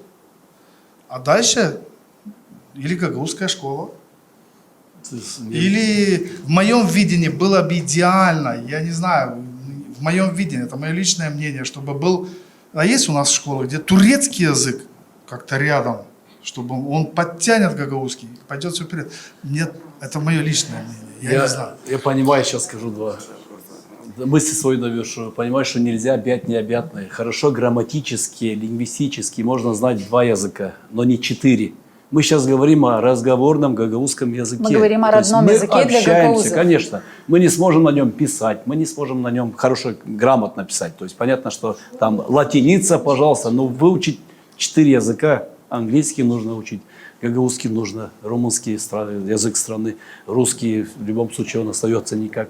То есть 4 языка, я не знаю, кто из нас здесь напишет грамотно, будет говорить грамотно о нем, и мы хотим, чтобы все общество выучило 4 языка на все 100%. Нет, мы говорим о языке общения. Мы говорим о родном языке. Спасибо, о родном языке, пусть господин он будет болгарский. Хотя бы, да, на бытовом русский. уровне, чтобы... Да. Язык общения не надо усложнять, особенно в школах. Программу я сам там читаю и не могу понять, объяснить ребенку. Понятно, здесь что там самое написать, время... честно говоря, это очень сложно. Самое И тут время еще и поставить румынский на язык, паузу там этот еще вопрос. какой-то. Зачем усложнять жизнь детям?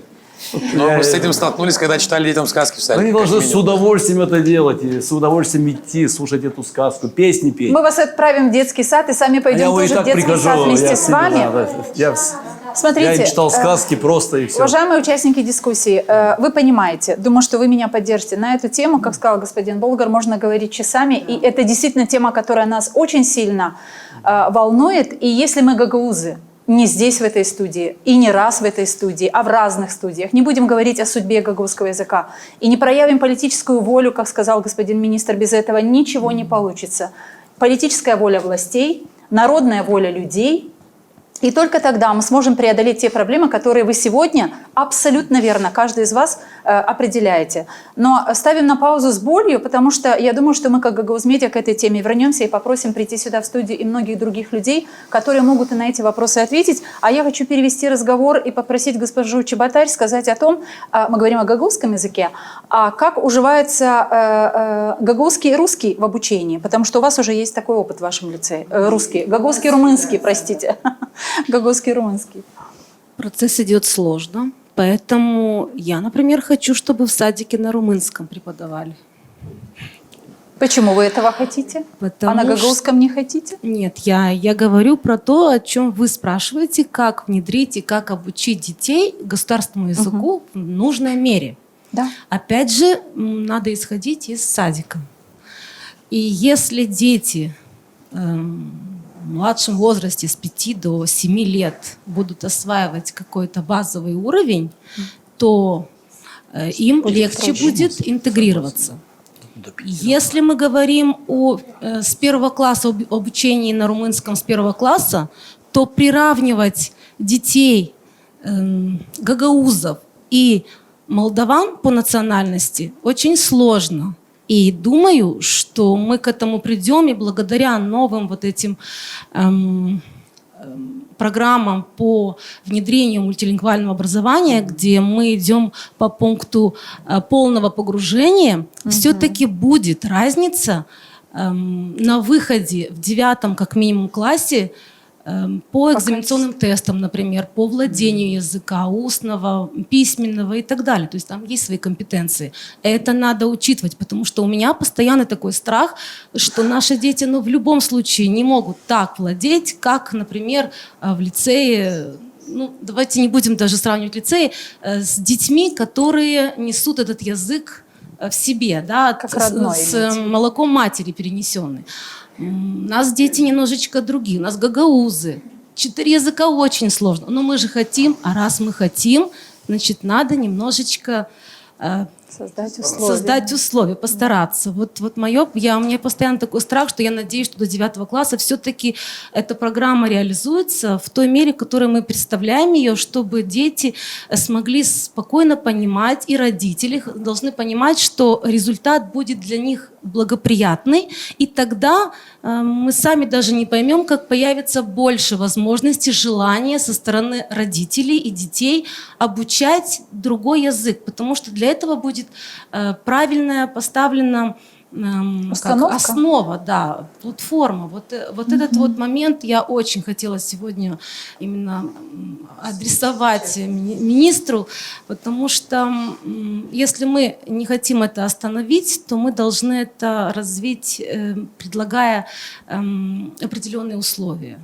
Потому что работа есть очень большая, это и педагогические кадры, это и возможности, это и среда. Вокруг этого можно очень много. Это очень большие вопросы, проблемы.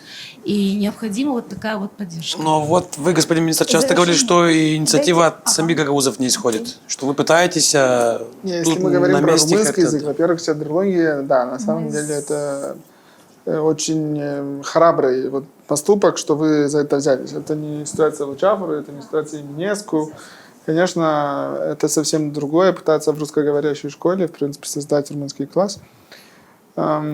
Проблема, я думаю, не в экзаменах. В экзаменах все у вас будет нормально. Даже если они напишут на 10, напишут на 8, все равно пойдут дальше в лицей. И оттуда понемножку выше. Проблема в кадрах и в том, что нет среды общения и мало кадров, которые могли бы говорить. Мы пытаемся в 2026 году все-таки вот так, как мы для молодых специалистов, есть подъемные, да, чтобы были, в принципе, стимуленты для румыноговорящих учителей, которые хотят, если у вас есть места, чтобы они были простимулированы сюда поехать. Я не очень сильно верю, хотя, конечно, могут быть исключения, русскоговорящий учитель математики, который в 45 изучит румынский язык и сможет преподавать на румынском. Это, к сожалению, маловероятно, как сильно нам не хотелось. Поэтому, если мы могли бы привлечь, не знаю, 20 специалистов в Чадырлунгу, которые, это даже много, наверное, все Чадырлунги, наверное, вместе с Камбратом, которые могли бы покрыть потребность, которая объективно есть от родителей для такого типа обучения, это было бы самое большое решение. Поэтому, с моей точки зрения, если мы решим проблему с кадрами через эти подъемные, это уже будет очень хорошо. А в остальном Гагаузии нужно больше инвестировать с нашей стороны, но и лучше понимать уровень учителей румынского языка. Потому что, да, у нас были эти экскурсии в Румынии, не экскурсии, а курсы и так далее. И, конечно, разные ситуации есть. У меня есть преподаватели румынского языка, которые, к сожалению, говорят не так хорошо. Надо девушек с Северной Молдовы знакомить с парнями из Гагаузии. Они будут влюбляться и будут переезжать к нам сюда. Вот такая тоже интересная решение, тактика. практическое. Да. Это по личному опыту. Я проведу свадьбу. Можно я продолжу? Я как жительница Чадырлунги и как мама ребенка, который скоро пойдет в 1 класс, хочу поддержать. В первую очередь я хочу сказать спасибо, что у нас появился класс на румынском языке. И если мы видим развитие наших детей в этой стране, они должны знать государственный язык. А у родителей должен быть выбор. И они имеют право выбирать, на каком языке будет учиться их ребенок. Я хочу, чтобы мой ребенок учился здесь. И я рассматриваю очень большие шансы на то, что она пойдет в ваш лицей. Но вопрос в кадрах, не только в их наличии, а в том, насколько они квалифицированы. Потому что, как говорится, начальное образование закладывает тот самый фундамент для будущего образования всего ребенка. И если специалисты недостаточно квалифицированы, либо они не являются носителями языка изначально, очень сложно давать какие-то хорошие прогнозы на то, чтобы ребенок будет владеть хорошо языком. Достаточно не только для того, чтобы он учился на нем, а излагал свои мысли, продолжил свое образование, свое развитие, карьеру, возможно, построил именно на румынском языке. Но я хочу иметь такой выбор. И Можно в ремарку? детском саду было бы тоже замечательно, если была бы возможность, чтобы ребенок учился на румынском языке. Потому что у меня есть пример другой абсолютно, когда в Кагуле есть русский детский сад, и родители молдаване, румыны, отдают детей целенаправленно в русский сад для того, чтобы он получил и этот язык, свободно на нем общался. Но дальше он закончит свое образование на румынском языке. То есть это совсем другой пример. Но это имеем мы право выбирать в первую очередь. Можно ремарку? Спасибо. Вы как будущий Да, наш родитель, я вас уверяю, что на сегодняшний день у нас все предметы, которые преподаются на румынском языке в румынских классах, абсолютно все носители языка, пока мы вот на плаву. Но это будет очень большой проблемой. То есть это наперед. Нравится? Все, и 5, и 6 у нас абсолютно. То есть Но до 5 это- лет учим родной язык, а 6-7 это учим румынский. Вот запустите, если бы Вот господин новая примар программа Анастасов родилась здесь. имел бы возможность формировать какие-то учебные планы и влиять, то есть было бы именно так. Именно так. То есть до 5 лет лет. родной язык, с 6-7 подготовительный государственный Спасибо. румынский язык. И все. Как вы сказали, очень правильно. 2 У меня года только, достаточно. я прошу прощения, маленький такой вопрос. Есть и вторая сторона медали у этой ситуации. И я как учитель начальных классов и русскоговорящий педагог, что будет с нами? Вот мне кажется, что сегодняшний вопрос, наверное, зададут многие учителя всех школ русскоязычных, которые преподают. Вот хорошо, мы сельская школа, завтра мы откроем с нового учебного года, откроем класс с румынским языком обучения всех дисциплин. Я не вхожу ни в одну из этих дисциплин, потому что я не смогу преподавать. Куда нас, педагогов, направить? Что с нами делать? Смотрите, нет никакого шанса, что мы откроем румыноговорящие классы во всех школах. Нет, ну мы стремимся к этому Если тоже. мы хотя бы решим одну проблему, потому что в Камрате, ну хотя бы, это реально государственная проблема. Важно, чтобы в каждом регионе Гагаузии была бы такая возможность. В Камрате она есть, в Минеску, есть в Волконештах. Если мы хотя бы решим проблему Чакира, это не проблема Гагаузии, это проблема Кишинева. И Кишинев, к сожалению, слишком долгие годы на эту проблему не обращал внимания. Это была бы стратегическая инициатива, нужно было построить румыноговорящую школу в Чадрлунге. Но мы ее строить сейчас не будем, но если мы хотя бы решим проблему с подъемными, с стимулянтами для того, чтобы приехало 10 учителей. И родители, которые хотят, пойдут. И я уверен, что половина не захотят. Или даже 80%. Но те 20%, которые захотят, чтобы у них была возможность. Это уже было бы огромный шаг вперед. Первый шаг. У нас не стоит задачи в каждой школе Гагаузии открыть румынский класс. Для нас задача хотя бы 10 учителей. Была бы возможность в Чакире этого делать. Я так поняла, что Людмила Владимировна планирует работать до того возраста, до которого мы аплодировали сегодня одному из педагогов по физике. Поэтому очень правильно. Прогнозы. Все равно надо делать какие-то прогнозы. Да, а что будет? Это справедливый вопрос. А что будет с теми учителями, которые могут работать только на русском? Последнее мнение, последний комментарий по этому вопросу. У меня, наверное, просьба будет. Мы в этом году тоже пошли на такой шаг решительный, и это не просто наше такое решение, это есть запрос действительно от родителей. Чем дальше, тем больше родители понимают то, что нужно изучать государственный язык, нужно его знать, не только изучать. И мы рассмотрели возможность открытия одного из первых классов с билингвальным обучением. То есть часть предметов у нас будет на русском языке. Это основные 2 предмета — математика и русский язык, а остальные предметы у нас будут на румынском языке. Мы сотрудничали с Майей Дмитриевной, мы определили уже, кто будет у нас там вести, но так сложилось, что поменялись планы у девочки, и мы немножечко остались вот сейчас в поиске. Убедительная просьба на будущее. Если есть такая возможность рассмотреть действительно для студентов, которые носители языка, но чтобы они могли преподавать в школах Сала-Лингвы, то есть чтобы они могли разговаривать с детками, где-то объяснять, может быть, пояснять, но запрос от родителей все дальше и дальше, все выше и выше именно по изучению румынского языка. Как актуально, как я поняла.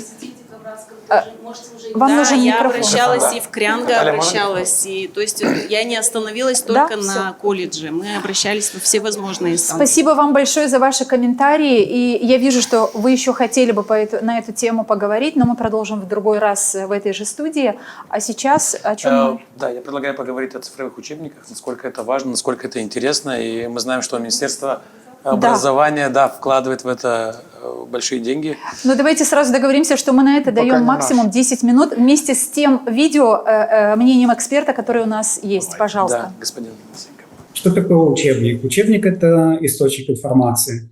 Кто такой учитель? Это тоже источник информации. Что такое печатный учебник? Это тоже источник информации. Цифровой учебник в первую очередь отличается от учебника традиционного, печатного, тем, что он может быть интерактивным учебником. То есть во многом он берет на себя функции мотивации и стимулирования интереса ученика в процессе познания. Ресурсы для создания такого типа учебников, в первую очередь это должны быть человеческие ресурсы, люди, которые могут сконструировать, визуализировать эту схему. Тут совершенно другие подходы, не такие, как в подходах традиционных печатных учебников, и не такие подходы, как в традиционном преподавании, когда учитель объясняет что-то ученику. Здесь необходимо что-то новое, но мировая практика в этом есть, и есть у кого учиться. И поэтому перспективы, я приветствую данные перспективы, потому что у ученика появляются альтернативы. Альтернативы в способе обучения. Одна из больших проблем формальной системы образования это заключается в том, что она традиционно была построена на какого-то усредненного ученика. Массовое образование – это достаточно дорогое удовольствие, и оно осуществляется за счет государственных средств, и поэтому в конечном итоге компромиссом является то, что учитель ориентируется на среднего какого-то ученика. Несмотря на то, что мы много говорим о инклюзивном образовании, несмотря на то, что мы все знаем и в теории признаем, что все мы разные, и у нас разные стили обучения, и у нас, соответственно, разные потребности в том, как должна быть подана информация, у нас разные темпы обучения. Тем не менее, учитель обыкновенный физически в своем теле, присутствуя в классе, при всем своем желании для того, чтобы соответствовать индивидуальным особенностям 20 учеников, а в некоторых случаях и больше, ему это сделать очень-очень сложно. И поэтому цифровой учебник дополняет в данном случае и создает новые возможности для обучения.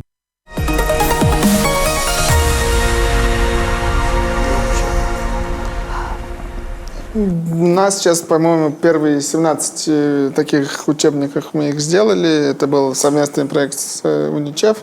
Для нас было важно сам процесс, понять, как это делать, с кем это можно сделать. Это было с польской компанией. Будем продолжать. Но, честно говоря, задача у нас это не приоритетная. Мы будем понемножку в нее вкладываться, но важнее реально просто делать хорошие учебники стандартные. Стандартные. Потому что дигитализировать с такой среднего качества стандартный учебник не самое лучшее утилизария баннер. Нужно сначала иметь хороший стандартный учебник, потом уже можно его дигитализировать. Как это делать, мы уже поняли. Сколько это стоит, мы тоже уже поняли. В принципе, с кем работать есть несколько опций. Пока в Молдове это сложновато, пока наше эдиторство научится. Работаем с иностранными, но я думаю, наши потянутся понемножку. Но главная задача – это делать хорошие обычные учебники. И у нас очень большой шанс в 2026 году, потому что мы будем закупать половину всех учебников, так как у нас новый куррикулум с 2027 будет внедряться, и нам нужны новые учебники по всем предметам, и мы поменяли кучу там правил для того, чтобы можно было более качественные учебники закупать. Перейдем, ну, мы говорим о дигитализированном учебниках, а у нас еще есть учебник, который черно-белый, то есть, понимаете, как разрыв, да, между мы в космос хотим, мы хотим в космос полететь, а у нас с базового чего-то нет. Поэтому уже все эти новые закупки, они все будут там цветные, плюс 90% пойдет на качество, только 10% будет зависеть от стоимости учебников, то есть мы готовы заплатить намного больше, чем мы платили до этого, в принципе. Для математики там мы вообще закупаем, в принципе, мы уже там тоже будет эстонский учебник, переведенный и локализированный для молдавского системы Nostra Educațional и так далее. Мы сейчас для авторов учебникам делаем тренинги, чтобы появилось так немножко и новое поколение, в принципе, авторов, потому что у нас немножко амбатринит аудитории, а вы наверняка это то же самое, которые, в принципе, делали их и в 2000-х годах. И хотим помочь, чтобы те, кто хотят стать авторами, у нас не было никогда курсов для таких преподавателей, вот сейчас мы начали это делать. То есть наша базовая задача в сентябре 2027, чтобы у нас были получше стандартные учебники, чем те, которые есть. А уже дополнение, это будем дальше понемножку дигитализировать. Один учебник стоит, не знаю, 20 тысяч, 30 тысяч евро, чтобы его из стандартного переделать Цифровой учебник. Если есть мнение по цифровому учебнику, насколько это необходимо, мне кажется, господин министр сейчас в студии очень все хорошо по полочкам разложил. И я теперь хочу повести разговор дальше и попросить тех участников нашей студии, которые сегодня еще находятся в школьной скамье. Это хорошо, когда директора, педагоги размышляют о том, что такое образование, чего, как. И вот мне хочется сейчас обратиться именно к этим людям, которые еще ходят в школу, и даже тем, у нас есть 2 студента в нашей студии сегодня, которые закончили школу, обучаются в ВУЗе. И для того, чтобы все это собрать воедино и попросить вас, дорогие участники, тоже поучаствовать, я хочу попросить, давайте свои взоры отправим на экран и посмотрим одно видео, которое, как мне кажется, направит нас именно к молодежи Гагаузии. Иногда достаточно всего одной идеи, чтобы изменить целое сообщество. Мир Кирос – это больше, чем организация. Это люди, это идеи и будущее, которое мы создаем вместе. Мы объединяем активных людей, экспертов, волонтеров и тех, кому не безразлично будущее нашего общества. Мы создаем проекты для молодежи, поддерживаем инициативы и открываем новые возможности для развития. Мы привлекаем всех, кто хочет учиться, развиваться и менять мир вокруг себя. То есть, смотрите, получается, что одно учреждение – это школа, где дети получают образование, и другие учреждения, скажем, да, это неправительственные организации, либо жизнь ребенка, ученика после школы, где продолжается процесс воспитания, образования. И тут поэтому я приветствую Ирину и предлагаю вам очень коротко, а затем мы, конечно, послушаем наших молодых участников. Что думает о школе та молодежь, которая приходит к вам, которых вы собираете в свои проекты? И затем об этом же скажут, мы попросим вашей смелости. И, пожалуйста, директора, учителя, которые здесь находятся, давайте дадим возможность молодежи все-таки высказать свои мысли так, как они хотят. Потом мы до завершения этого эфира, конечно, будем говорить и о том, насколько свободны дети в школах выражать свое мнение, потому что свобода самовыражения – очень главное качество, без которого современный мир невозможен. Индивидуальность ребенка, индивидуальность человека, она настолько важна, и как нигде, как в школе, это должно оберегаться, поддерживаться, как мне кажется, да?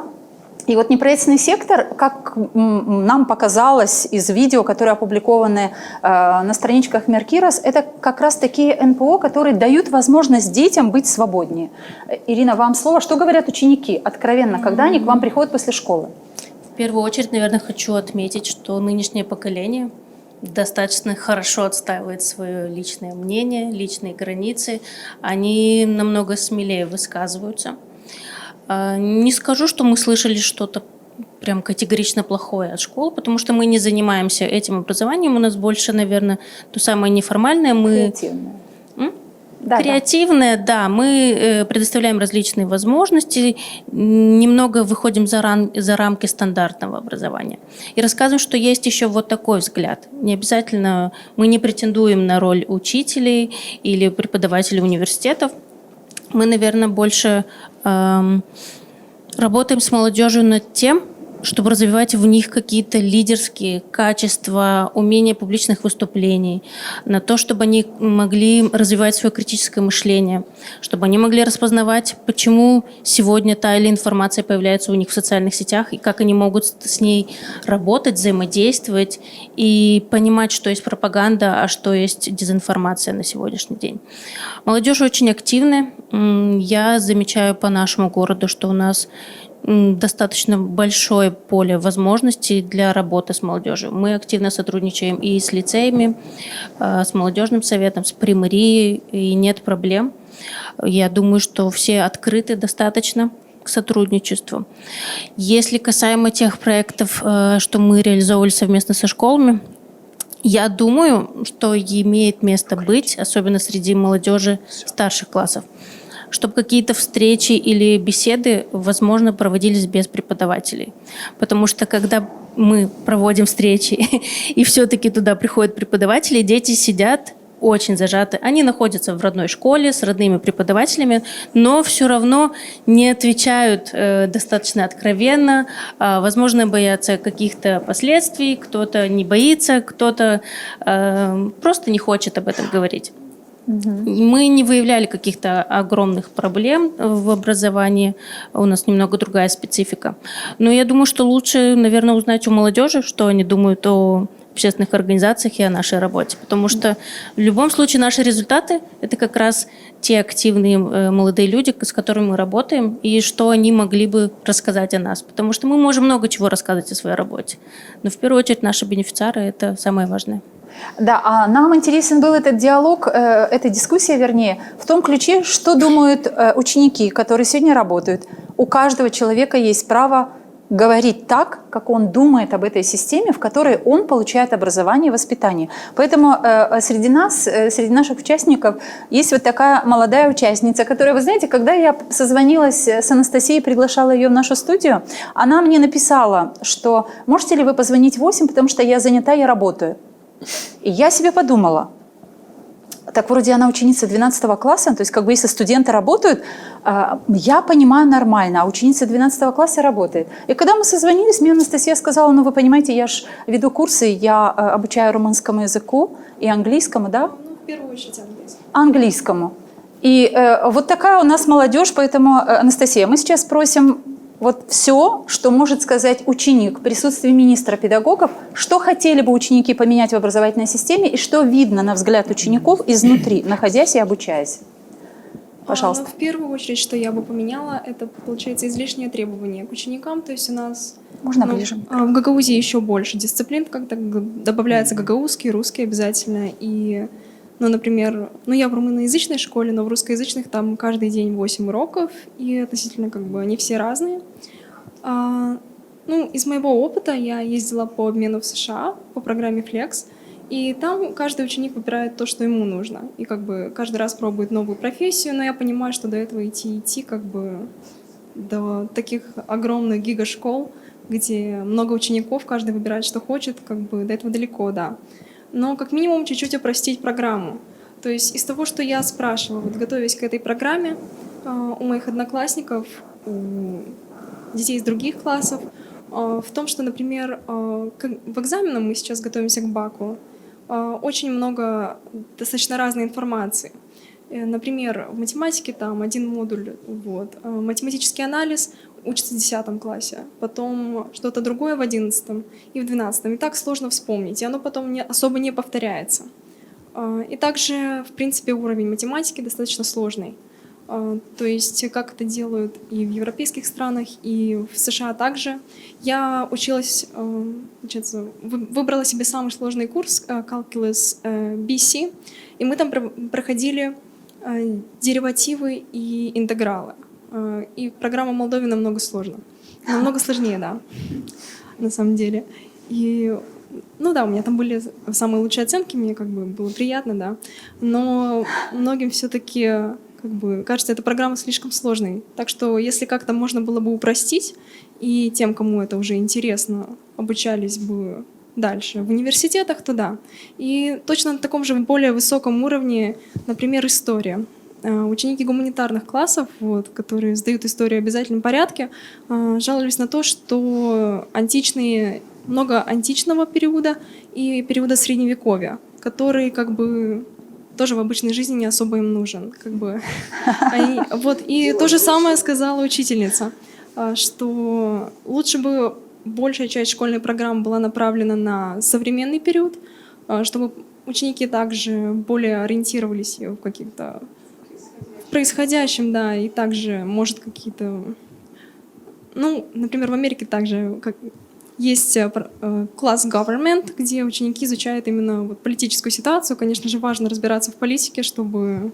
Ну, потому что политика влияет на нашу жизнь, и когда мы говорим, что мы не интересуемся политикой, как бы... Ну, плохо звучит, да. Да. То есть как-то сделать, чтобы, например, вот история имела больше современного периода и также какие-то элементы вот, политического образования. И то же самое с другими. То есть как бы слишком много ненужной информации, что обычно преподается как бы уже в высших учебных заведениях. Так, и ну еще с того, что меня просили указать, сейчас вспомню. Видите, как ответственно подошла Анастасия. Она не только со своими вопросами пришла, она еще у коллег своих спросила, какие есть вопросы. Что передать министру? Что передать министру и педагогам? О Голодоморе забыли, а вот 1000 лет назад что случилось? Я думаю, что мы сейчас с вами мешаем сконцентрироваться, Анастасия. Ну да, то есть в основном, что очень много всего обязательного. И точно так же вот просили, конечно же, это было бы идеально, чтобы не было домашних заданий и было более практическое как бы, направление. Меньше, да, вот бакалавр, о чем я говорила, чтобы он был как-то более легким. И также некоторые дети, например, ну это также создает вот такое ощущение неуверенности, что кто-то лучше разбирается в математике, ну там на самом деле программа очень сложная, кто-то считает себя вот каким-то недостаточным, потому что он на самом деле не понимает этого. Как бы, чтобы она была как бы более легкой. Вот. И точно то же самое касается других уроков. Спасибо, Настя. Спасибо. Я думаю, что такой молодежи просто нужно поаплодировать. Спасибо, Анастасия. Ну и Алина, ученица Чедерлонского лицея, директор здесь, ученица напротив. И я думаю, сейчас то напряжение, о котором говорила Ирина, интересно, возникает или нет, Алина? Нет. Нормально. В дружеских отношениях. Все понятно, значит, все у вас хорошо в лицее. А если говорить относительно мероприятий, которые проходят вне школы, то они очень помогают лидерству. Хотя лидерство вообще формируется именно в школе, потому что если тебе дают много возможностей в школе говорить то, что ты думаешь, то ты сможешь говорить о том, что ты думаешь и вне школы, то есть просто говорить. Извиняюсь. Так школа дает такие возможности? Да, Говорить, дает, что конечно. Школа наша дает. Такие возможности не знаю, как другие школы. Наша дает. Ну, наши самые лучшие. У нас много возможностей проявить лидерство. Нам дают достаточно такие ответственные задачи, которые потом проявляются в обычной жизни. Если говорить про общественную организацию «Меркирас», я часто участвую в мероприятиях. На видео, которое вы видели, практически везде там была, участвовала. И это дает еще больше знаний, чем дает нам школа.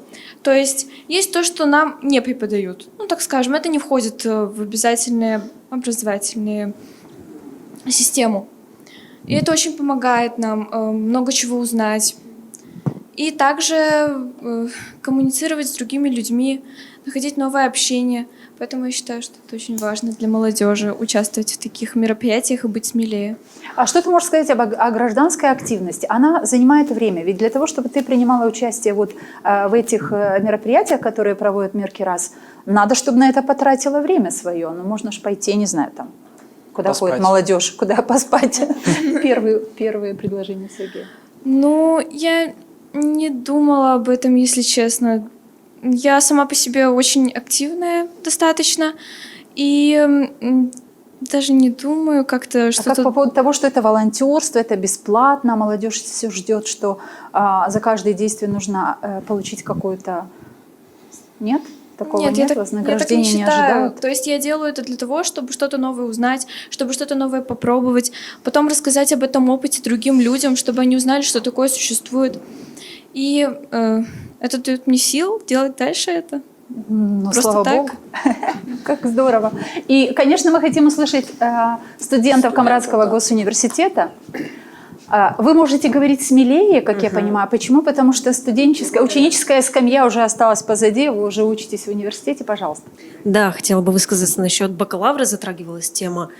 И хотелось бы уточнить тот факт, что так происходит, что подготовка к бакалавру занимает огромное количество усилий, и преподнося это как итоговый экзамен за 12 лет, очень сильно внушается учителями страх в детей, что тяжело, вот если вы не сдадите, там что-то произойдет. Но тяжело объяснить это так, что бакалавр точно такой же экзамен, как и в 9 классе. То есть это абсолютно обычный экзамен. Но он преподносится так, что у детей формируется определенная психологическая травма на фоне этого. То есть абсолютно переживания сильные. У некоторых, я не знаю, особо чувствительные люди могут даже в обморок падать. И вот эта вся негативная обстановка на фоне предстоящего бакалавра, она очень сильно дает на психику даже тех же 12-классников. Они очень тяжело могут это перенести. И я не знаю, просто... Ну и, кстати, выпускные же проводятся до того, как ты узнаешь результат своих экзаменационных все равно тяжело к этому да. подойти психологически. Елизавета, скажите, коль вы уже прошли через сдачу БАК, скажите, насколько мешало вам наличие камер? Потому что в нашем обществе очень много тогда, когда внедрялся кодекс и внедрялась эта система видеонаблюдения, очень обсуждалось. Насколько вам это мешало? Скажу так, что из-за того, что нас преподаватели готовили к подобному экзамену, как бы особых трудностей не возникало. То есть, да, мы знаем структуру, есть 1, 2, 3, и это все, в принципе, нас подготавливало. Просто вот этот подход к бакалавру, что это серьезный экзамен, он определит, пойдешь ли ты дальше или нет. Это больше всего мешало, нежели сам тест и наличие камер. То есть... Даже то, что внесли какие-то изменения в бакалавр, я думаю, их можно пережить, если не подстраивать... Хорошо сказала, их можно пережить.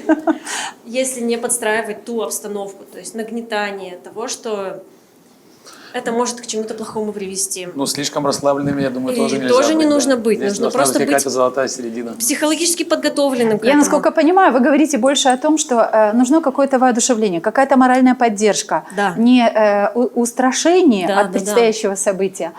Михаил, вы можете поделиться своими впечатлениями? Но, понимая и зная вашу целенаправленность, да, пожалуйста, задавайте, начинайте с вопроса. Здравствуйте еще раз. Учитывая тот факт, что я последний курс, 4-й год, соответственно, мне предстоит искать хорошую, адекватную работу. По опыту своих друзей, знакомых, я заметил, что большая проблема найти работу после окончания. Проблема в том, что абсолютно большая часть частных компаний отказывают в приеме на работу из-за отсутствия, так сказать, опыта. Отсюда следует вопрос. Понятно, что это не компетенция Министерства образования всего лишь. Я предлагаю... Вопрос в том, что можно ли создать тот механизм в тандеме, так скажем, с Министерством и финансов, то есть механизм, который позволил бы упростить, так скажем, этот прием без опыта работы. То есть это, к примеру, те же какие-то льготы, да, или покрытие части заработной платы. То есть не все 100% со стороны, чтобы платилось, не со стороны, то есть работодателя, но чтобы какой-то процент он со стороны государства, так скажем, покрывался. То есть какие-то вот такие механизмы. Есть ли такая возможность вообще? Спасибо. Хорошо. Смотрите, в принципе, из моего опыта и из нашего общения с работодателями, их проблема в другом. Они не находят людей, которые были бы минимально подготовленными. То есть их ожидания довольно невысокие. Я бы сказал, довольно невысокие уже, имея в виду, что сложно найти для многих индустрий на данный момент хорошо подготовленный кадр. Поэтому человек, который, в принципе, у которого есть инициатива, который, может быть, хотя бы немножко знает иностранный язык, который работает немножко с Excel и вообще имеет потенциал учиться, самому учиться каким-то новым вещам, они очень открыты брать и на самом рабочем месте уже подготавливать, если, в принципе, есть такая потребность. То, что мы меняем в высшем образовании, появилось тоже дуальное образование с прошлого года, то есть есть возможность на определенные специальности, там так построена система, что где-то 40% ты будешь проводить уже в компании, только 60% в университете, и время, которое ты в компании, у тебя и там и зарплата есть, и еще и кредит у тебя начисляется, это часть обучающих программ. У нас это давно уже в ВЕТе, и там хорошо растет, и мы перешли уже и на высшее образование по той же схеме. Кроме этого, государства есть две программы, стадии практика, это будет стажировка платная в государственных учреждениях. И есть программа, там 7, по-моему, индустрий, где доплачивают 3000 леев при нанятии на работу молодых специалистов. Нужно немножко поискать и найти информацию. Да, там вот именно исходя из этой идеи, чтобы работодатель, считая, что молодой человек менее продуктивен, платит чуть меньше, и тогда государство доплачивает вот эту сумму. Там, по-моему, где-то 500 человек на данный момент они этим воспользовались, и, в принципе, может быть, это тоже одно направление, в котором могут посмотреть, как консолидировать. То есть я так понял, что сейчас, когда все эти программы появились, студенты, те будущие студенты, которые уже будут поступать в университет, они могут посмотреть на эти программы, понять, за что они могут получать хорошую зарплату, и уже, исходя из этого, выбирать специальность. То есть не только по этим программам. В принципе, просто нужно открыть бюро статистики, посмотреть средние зарплаты, которые есть в разных отраслях. Если зарплата – это главный фактор, который играет господин министр обещал остаться с нами немножко после передачи. Мы об этом обязательно, будет возможность поговорить после передачи. Екатерина Федоровна, давайте перейдем, наверное, к следующей теме, потому что не так много времени. Да, у нас последняя тема, она очень важная. Мы не можем ее пропустить и не можем здесь остановиться и завершить эту дискуссию, потому что критическое мышление. Мы хотим говорить об этом, и мы видим, что критическое мышление крайне важный инструмент, который должен быть у каждого человека, потому как сегодня степень информированности всех и каждого или возможность получать информацию и отсутствие способности либо возможности анализировать и критически подходить к тому, чем ты информируешься и как это влияет на твою жизнь, на жизнь твоего сообщества и на жизнь государства в целом, нам показалось, с Сергеем мы решили, что эта тема вот просто обязательна для этой дискуссии, где у нас есть директора учебных заведений, есть министр образования и есть предмет, который вроде как бы факультативно где-то там проживает. Может в коридорах, а может в кабинетах или где, вы об этом сами скажете, мы говорим о медиаграмотности.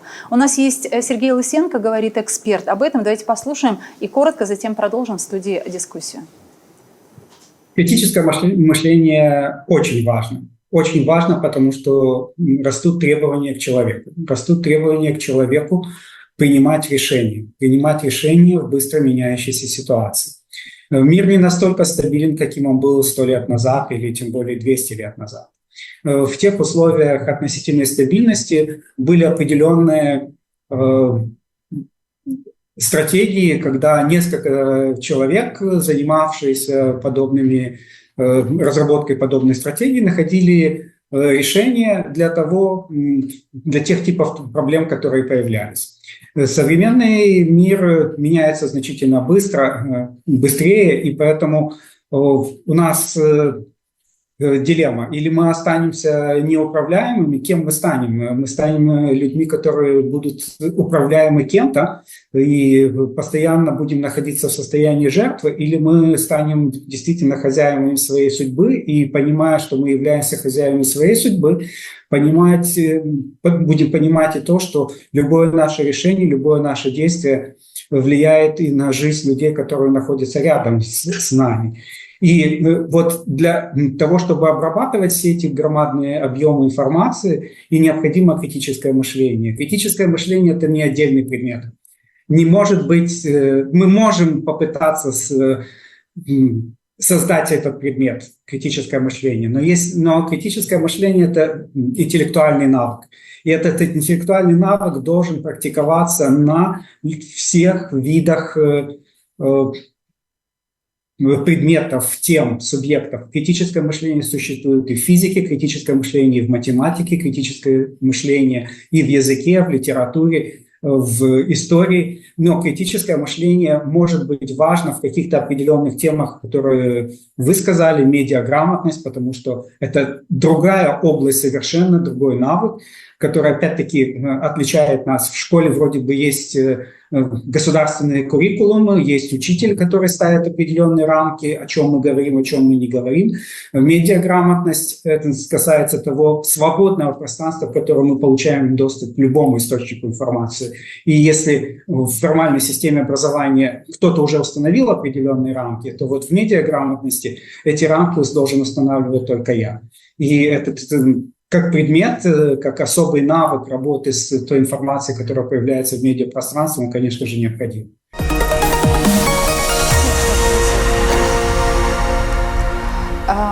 Уважаемые участники дискуссии, господин министр, к нам в студию должен был прийти один родитель, но не смог по каким-то семейным обстоятельствам. Кстати, стул, который свободы, он не для родителя, который был приглашен. К нам в студию не пришел депутат Народного собрания Гагаузии господин Монастырлы, который возглавляет комиссию по образованию. Тоже не удалось прийти сегодня в студию. Мы будем приглашать его в другие наши выпуски. Но вопрос от родителя как раз касается критического мышления, и уместно было бы зачитать его вопрос, он адресован именно к вам, как министру. Критическое мышление и работа с информацией. Сегодня дети живут в мире огромного потока информации, социальных сетей, искусственного интеллекта, где крайне важно уметь отличать правду от манипуляций, проверять источники и критически мыслить. При этом в образовательных документах развитие таких коммуникаций уже заявлено как приоритет.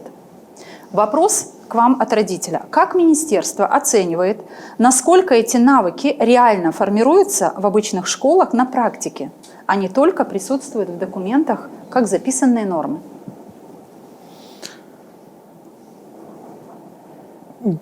Очень сильно зависит от школы, от директора, конкретного учителя. Я уверен, что в очень многих школах они очень хорошо формируются. И также в других меньше.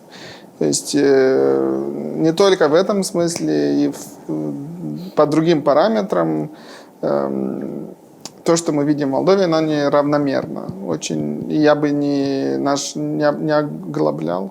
Не обобщал, да. Очень сильно все зависит от конкретного случая. Насчет дополнительного предмета, наше мнение всегда было, что дополнительные предметы могут быть опциональными, но не обязательными, потому что есть иногда у гражданского общества такая тенденция все проблемы решать через школу. И кроме медиа, литераси, у нас все хотят educație pentru sănătate, educație financiară, educație pentru mediu. То есть у нас тогда предметов должно быть еще больше, а с другой стороны все жалуются на то, что очень много загруженности и так далее. Поэтому наша цель для нового куррикулума попытаться в базовых предметах больше места и контекста, и модалитате de predare, чтобы она давала возможность и эти темы покрывать. Потому что в финансовом образовании можно и на математике поговорить, объяснить, что такое кредит и как работает Дубын, да, и уже о пропаганде, там, история столько места имеет для того, чтобы это обсудить, и литература, и так далее. То есть вопрос, как мы можем использовать базовые предметы для того, чтобы больше этих тем касаться, и это поможет в том числе и с вопросом, который ученики часто задают, зачем нам все это, да? Да, то есть если мы сумеем вот эти, ну, как так называемое, новое образование больше внедрить в базовые предметы, это будет хорошо и для учеников будет более интересно, ну и дополнительные навыки у них тоже появятся. Как-то наше видение на такое.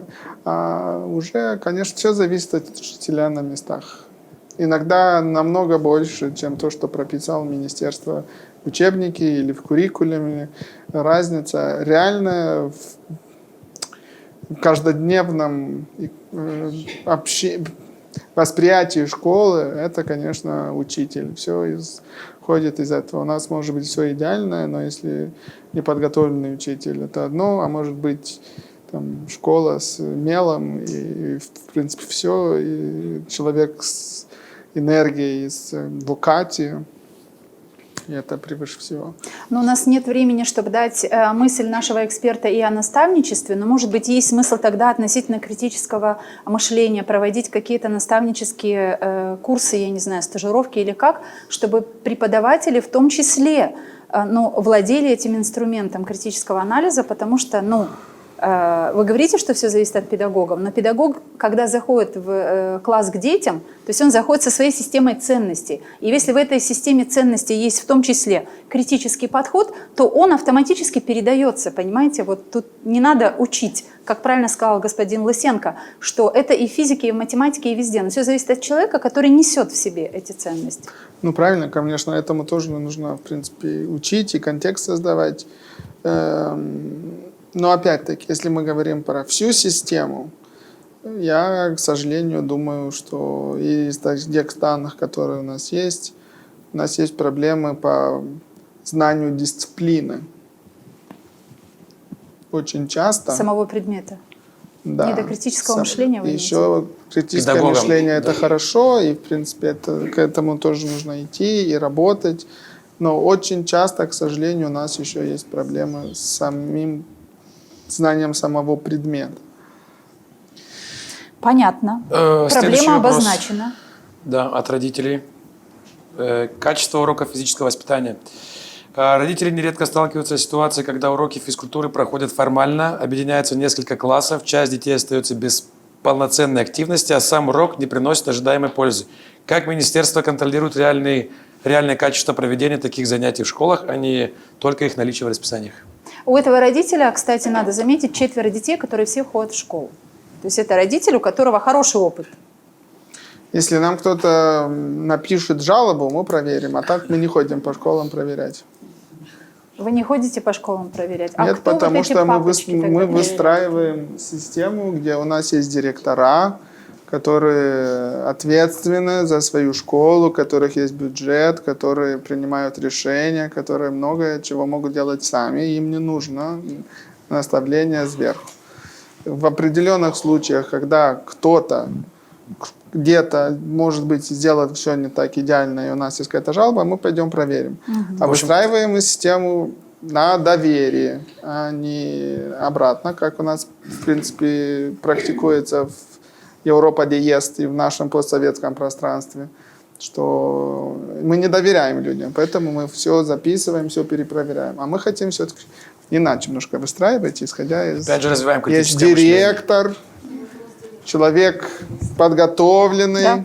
его нужно дать полномочия, пускай он принимает решения, потом будет ответственен, конечно, за свои решения, но нужно его на румынском эмпутерничить. Усилить, поддержать. Вот госпожа Чеботарь здесь говорит, но это вопрос в самом деле не к министру, а к директору. И так у меня вопрос сейчас к вам, директорам. А насколько часто или насколько открыто формулируют родители вам свои претензии, вопросы? Вот просто хочется мне знать. Я очень часто... Здесь полный порядок, да, у нас с этим? С открытостью мнений, мыслей? Иногда даже слишком много, наверное. Если говорить о том, что действительно ли мы доступны, как администрация, в частности, не всегда вопросы могут быть только к директору, потому что есть и другие вопросы в другом направлении. Но если вы придете в любой день ко мне, вот я говорю за себя, если вы придете в любой день, вы увидите, сколько есть родителей, которые независимо, который это час, есть у меня уроки или есть у меня какие-то другие, может быть, какие-то другие есть обязанности, которые я должна выполнить в этот момент, им нужно сейчас и сегодня решить вопрос. И мы этот вопрос решаем, мы всегда открыты. То есть мы стараемся по возможности разрешить все вопросы, которые обращены к нам. Более того, когда я прихожу домой, я уже здесь скажу из опыта семейной жизни, да, когда я прихожу домой, я только могу оставить сумку, я еще не накрыла ни ужин, ничего, у меня поступают звонки тоже есть и от родителей, и от учеников, которые задают вопросы. То есть такого, что мы закрыты, и есть определенные часы, когда вы можете зайти и задать вопрос, по крайней мере, в нашем учебном заведении нет. Я здесь более чем уверена, что все коллеги точно так же работают. В нашей студии есть единственный представитель, участник с функцией заведующего завуч, да, лицея Жекова Софья Васильевна? Два завуча у нас, да, простите. Два завуча. Людмила Владимировна, я привыкла, что вы директор, да и все. Поэтому я и говорю, один завуч, да. А с какими вопросами к завучу обращаются ученики, либо родители? Есть ли такие обращения? Что требуют ученики от завуча? Интересно просто. Ну, учеников обычно интересует расписание уроков, там, где нужно подкорректировать, где-то что-то изменить под их лад. Ну, а родители, конечно же, интересует качество полученного образования, они обращаются с этими вопросами. Как преподается тот или иной предмет, на каком уровне. Да. Очень часто возникают такие вопросы. Почему заболевший учитель физики не заменяется преподавателем физики, а заменяется какими-то другими предметами? Ну, такие вопросы возникают. И довольно-таки часто мы стараемся их решать. Поэтому сегодня и говорим о нехватке кадров и о том, что мы зажаты в рамки, особенно в сельских школах. Я почему задала этот вопрос? Потому что, как мне кажется, очень важно, чтобы движение мнений вот так вот от всех участников этого образовательного процесса всегда было. Школа, директор должен быть открыт к ученикам и к родителям, но, к сожалению, это очень сложная сфера, но здесь именно коммуникационные способности должны быть очень хорошо, я не знаю, вовлечены в действие, потому что именно от коммуникации родители, ученик, руководство школы, управление образования, дальше министерство, вот зависит вот это вот все. Каким выводом приходим, господин министр? Как минимум вы находитесь в этой студии. Я понимаю, Сергей, у Сергея есть вопросы к министру, но мы сначала сделаем... Да. Мы сначала все-таки попросим господина министра подвести какие-то итоги вот сегодняшней нашей дискуссии. Что главное из этого вы бы вынесли бы? Проблемы в системе образования, они есть, и мы их всех завтра не решим. Я думаю, самое важное, чтобы было понимание, где мы сегодня, что мы можем сделать, есть ли у нас план, в чем план состоит, чтобы мы этот план все на нем сошлись, независимо, возможно, от наших политических каких-то взглядов, либо каких-то преференций. Если мы найдем все-таки более или менее, может, консенсус — это слишком высокий планка, но хотя бы подавляющее большинство будет согласно с тем, что мы делаем, и в направлении, в которое мы идем, у нас есть шанс за 5-10 лет реально увидеть хорошее европейское образование в Молдове. Это будет очень сложно, это будет иметь не всегда легкие последствия, нужно учитывать и для каждого такого учителя, что это изменения приведут. Но если у нас будет понимание, что где мы сегодня, это не окей, что-то нужно менять, и мы все вместе согреем сойдемся на том, что нам нужно сделать, я думаю, у нас есть хороший шанс это сделать. И Молдова, в принципе, сейчас находится в уникальном месте, opportunitățile sunt foarte mari, Возможности. Provocările sunt mari, dar având o viziune foarte clară, cred că noi reușim să le depășim și să valorificăm aceste oportunități care sunt.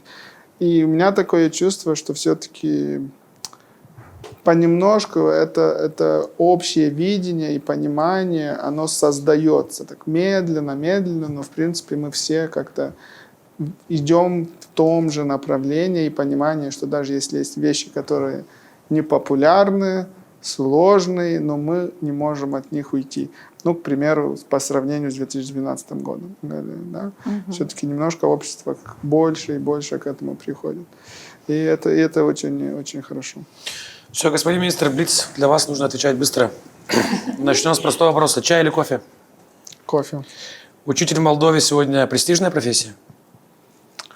Пока еще недостаточно. Нужно над этим работать нам. Главная проблема образования – финансы, кадры или доверие? Ну, они все связанные. Кадры, наверное. Кадры. Что опаснее для страны – плохое образование или потеря молодежи? Это тоже взаимосвязанные вещи. Плохое образование. Все? Да, если у Сергея все по блицам для министра, он очень настаивал на том, чтобы эти блицы были. Это было исключение для этого выпуска, но просто очень-очень ему надо было эти блиц-вопросы вам задать. Мы дали ему возможность это сделать. Было бы временно, конечно.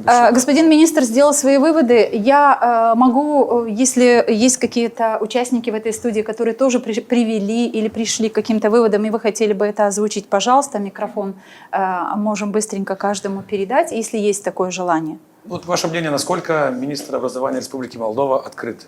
Я уверен, что вы в этом убедились, что ответил на все вопросы, сказал, как есть. Возможно, судя по тому, что никто не просит микрофон, я хочу... Да, пожалуйста, господин Климиченко. Ну, господин министр открыт. Мы как бы услышали много ответов, но был один вопрос, мне кажется, девушка, где говорит, что есть страх перед баком. А помните, был период, когда не было камер? Мы знаем тот период, мы даже почувствовали тот период. А сейчас? Мы же ничего не поминали, но сейчас хорошо. Я вам скажу, сейчас очень хорошо и удобно. Просто человек должен сориентироваться. Нужен, то есть, его, как он обучается дальше. Но я бы хотел задеть тему 9 класса. Я общался с детьми, которые не сдали экзамен. И ученик формулировал мне вопрос. У меня 4. У меня просто 4. Он говорит, но я не смогу сдать. Мне очень эмоционально он говорил. А почему, я его спрашиваю, почему он не сможет сдать? Почему? Оказывается, вы знаете, для 9 класса вот эти рамки 12, мне кажется, очень как бы жестокие, но а почему мы оценка 2, 3, 4, они у нас неофициальны? Почему эти оценки у нас, как бы для того, чтобы развернуть, повернуть и опять циклировать этого ученика? Почему бы до 9 класса, в моем мнении, до 9 класса у него 4? 4 в аттестате. 4. Есть учреждения, которые возьмут его с 4, с 3. И это честно относительно ученика и относительно учителя. И вот эти мучительный круг, адский круг, где он должен. Этот ученик мне сказал, что у него не будет права, что вот он. И он уехал в Германию. Я ему объяснил, как он должен пересдавать, что там должно быть. Это совершенно... Есть, вы понимаете, вот в классе дети развиваются по-разному физиологически. Это как попкорн, понимаете, не все созревают. В 9 класс бывают разные случаи, правда? Но в конце попкорна, видите, там что-то остается, кто-то даже поджарился. Я для этих детей как бы хочу сказать, почему до 9 класса вообще у нас вот эти оценки, они закрыты. Вот смотрите, 1, 2, 3, 4. Все, это закрытые оценки. Это такой, для учителя знают что-то такое, 2-3. Это мучение не сколько для ученика, сколько для учителя. Я потом могу отдельно рассказать, почему это так, но выход, казалось бы, да, они не должны быть, но как бы, да, должна быть 5, потому что есть определенный уровень, этот уровень надо соблюсти, как бы есть доводы. Но есть же страны, где и вуз, и у него соответствует эта 2, это 4. И он согласен, как говорил ученик, у меня 4, ну сколько вот мне вот, у него 4 была. Мысль понятна. Смотрите, Спасибо. важно, чтобы мы не катастрофизировали. Потому что когда мы это делаем, и это мы передаем детям. Это очень важно. Чтобы мы, во-первых, для себя, как взрослые, поняли, что такое 9 класс и экзамен. Это не конец света. Во-первых, если человек не сдаст экзамен с 3 раз, права он все равно может получить. У нас нет в Молдове невозможности не взять права, если у тебя нет 9 класса, не сданный экзамен. Кроме этого, у тебя есть очень хорошая возможность пойти в профессиональную школу, где государство для тебя платит училище, стипендию тебе дает, общежитие, техронеште.